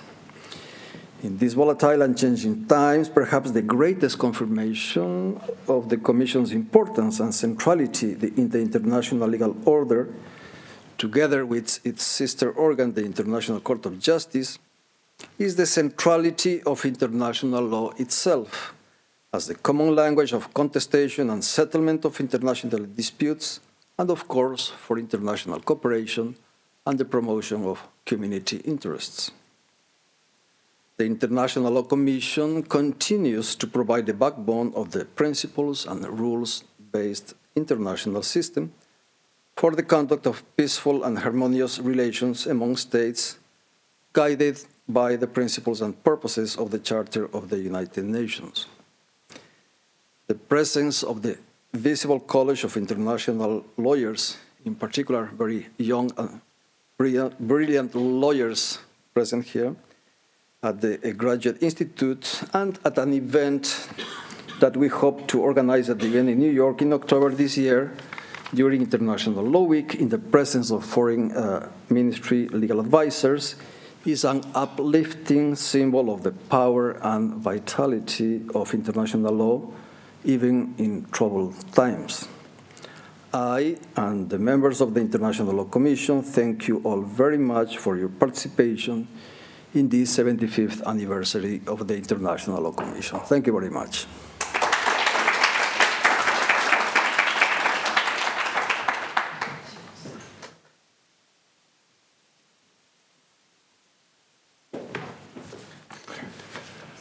All right, I have the honor to close this event, and I'm not going to say much more. I've just spoken already quite a bit. I think we've had lots of very interesting things, very interesting ideas about the role of the Commission, its weight, its authority, its grounds, and somehow kind of contrasting ones from the toy shop that we've heard about to the Bible that the ILC has produced. Kind of it tells us really that the ILC has been majorly influential in so many ways, but also kind of really with quite a variety of different types of engagements. Now today are, as the chairman of the Commission kind of has just said, somewhat troubled times for international law, and of course troubled times means it is more difficult maybe to find consensus, to come together in the definition of what is international law today. But at the same time, I think international law in these troubled times has become a particular language of hope for many.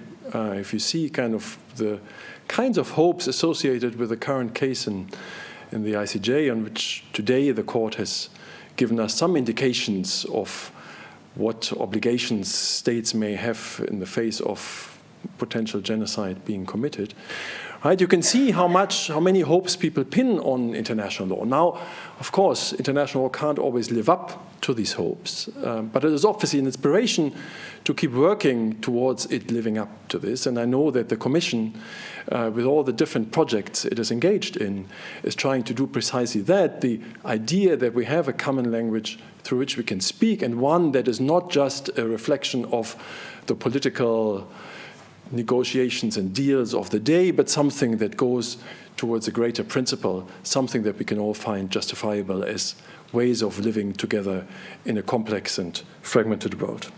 Now, of course, academics have the luxury of keeping thinking. We don't have to think directly about the next product or something to be, an output to be produced, although we do think too much about outputs as well.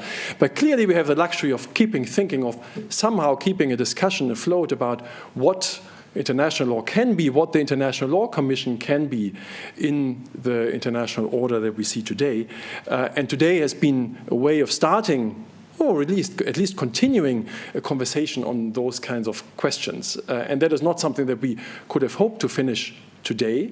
Obviously, we need to keep talking. And I very much hope that we can keep talking and thinking about this, not just in 5 years' time when the Commission will celebrate its 80th birthday, but much sooner than that. And I invite you all to keep coming together around those issues, and I hope that at least next year we can come together, not necessarily for an anniversary celebration, but to keep addressing some of the issues that we've raised today. So, happy birthday again, and see you soon.